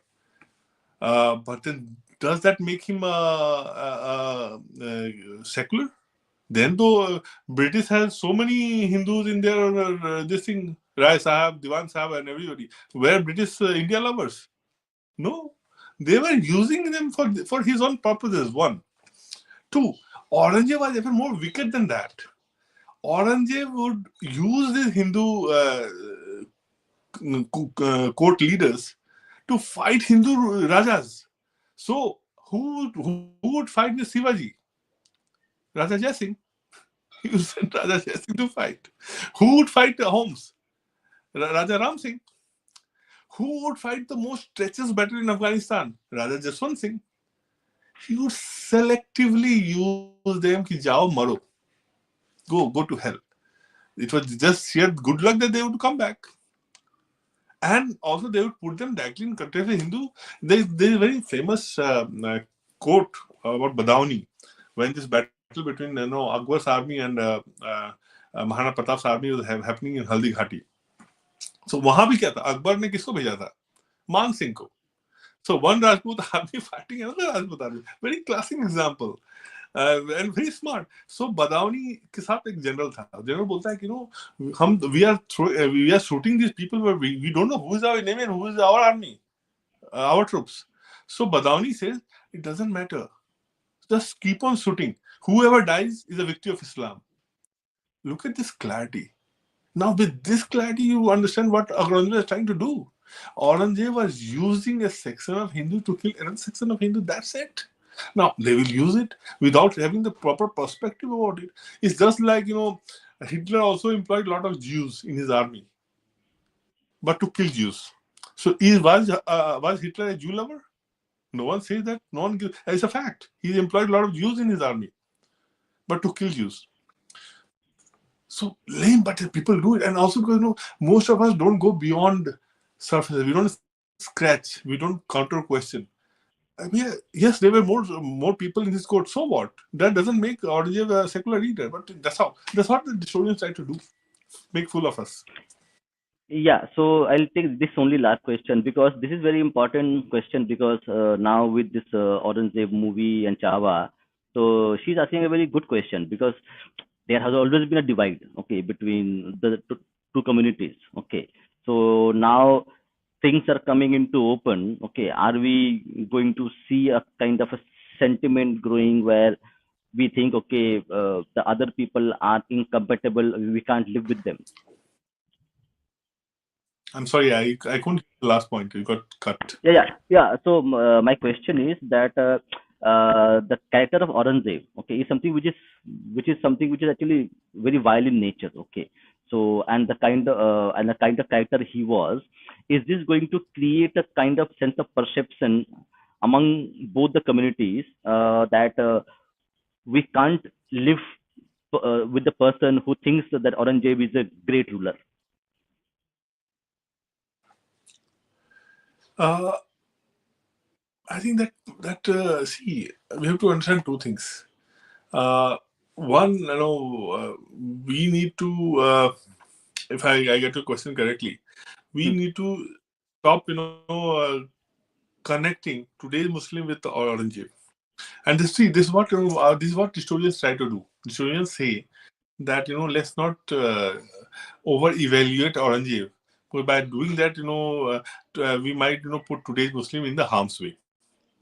Today Hindu might overreact and say, "Ye tune kiya tha." But think about it. Any Hindu or any individual with right sense of mind will blame today's Muslim for what Aurangzeb did. They will only blame when today's section tried defending him. Then the blame will happen. Otherwise, no one does. And this is where I believe. This is where I believe that what historians tell us that that let's have reconciliation about history and not truth. I believe that first truth should come. Truth is the paramount thing. Let everyone know the truth, and then reconciliation should come after that. And I see the fallacy in that historian's argument precisely that okay, fine, you can make myth out of that Aurangzeb was good, but what about Marathas? Their sense of history in society is still, they know what happened with Sambhaji, they know what happened with Shivaji. They will always be angry. You can't reconcile there, and that's why you see the film called Chhawa came. So you see what you can cover a wound, but that's wo ilaj nahi hua na. You're trying to just make it a bigger wound after 10 years by covering it. Let's address the issue. Let's address what is elephant in the room. Elephant in the room is that Aurangzeb was bad, and there are people with that mindset, who work inimical to Sanatan tradition. Let's be honest about it and let's accept it, and then take the discourse further. How to deal with that? I think we have not ever seriously done that. We have been very hypocritical about it by first denying that nothing happened. If nothing happened, then where is the point of reconciliation? So let's be honest about it. And if something happened, then please tell us what has happened to me. And then I'll say, okay, fine. Then the reconciliation will happen. So first truth comes and then reconciliation happens. Our historians have tried to just turn it around and say, no, let's do the reconciliation without telling the truth. It can't happen. Understood. So I think this was our last question. So thank you very much for coming, for spending these 2 hours with us, taking our questions, giving a perspective on your writing and the context of the book. So again, for people who are, so this is the book. The physical book is there. Okay. So Eminent Distorians, Truths and Truths in the Bharat's History by Utpal Kumar. So this is a very entertaining book. Like I will say multiple times because I find this very entertaining, the book itself. Okay. So this is not like a history book that we see where even like a lot of books, like I'll give example of this book being Hindu, which I'm reading now. Okay. We are also reading the book by Dr. Omindra Ratnu Maharanas, okay, in our streams. So that we do primarily read books. So, but this is something very interesting. Like, so it's a fun reading. You will learn a lot while reading, like a kind of a thriller. Okay, time jumping thriller. Okay, so do go ahead and buy the book. The link is there also in the chat. I also put it there in the comment as well. Okay, we'll do it. So we will actually invite Utpal sir to actually come again to talk about his previous book, because that also I think needs some bit review. That is Bharat Rising, because what we are seeing now is a kind of a second rising of Bharat with Donald Trump coming into power. Okay, yes. So I think the book that he wrote, Bharat Rising, it needs a new perspective, new look at it with the context of his book Bharat Rising, because Donald Trump and Narendra Modi and Russia and that international things are happening. That book needs a re-review, in my opinion. So I asked actually sir to provide the book, but we'll see when I get the book. So we'll read that book as well, so because that will give a new perspective on the new realities of politics and IRO over the next 4 years. Yeah. So thank you. Namaste. Jai Shri Ram. Vande Mataram. We'll see you again. Thank you very much. Oh, thank you so much. Really pleasure and privilege. Thank you.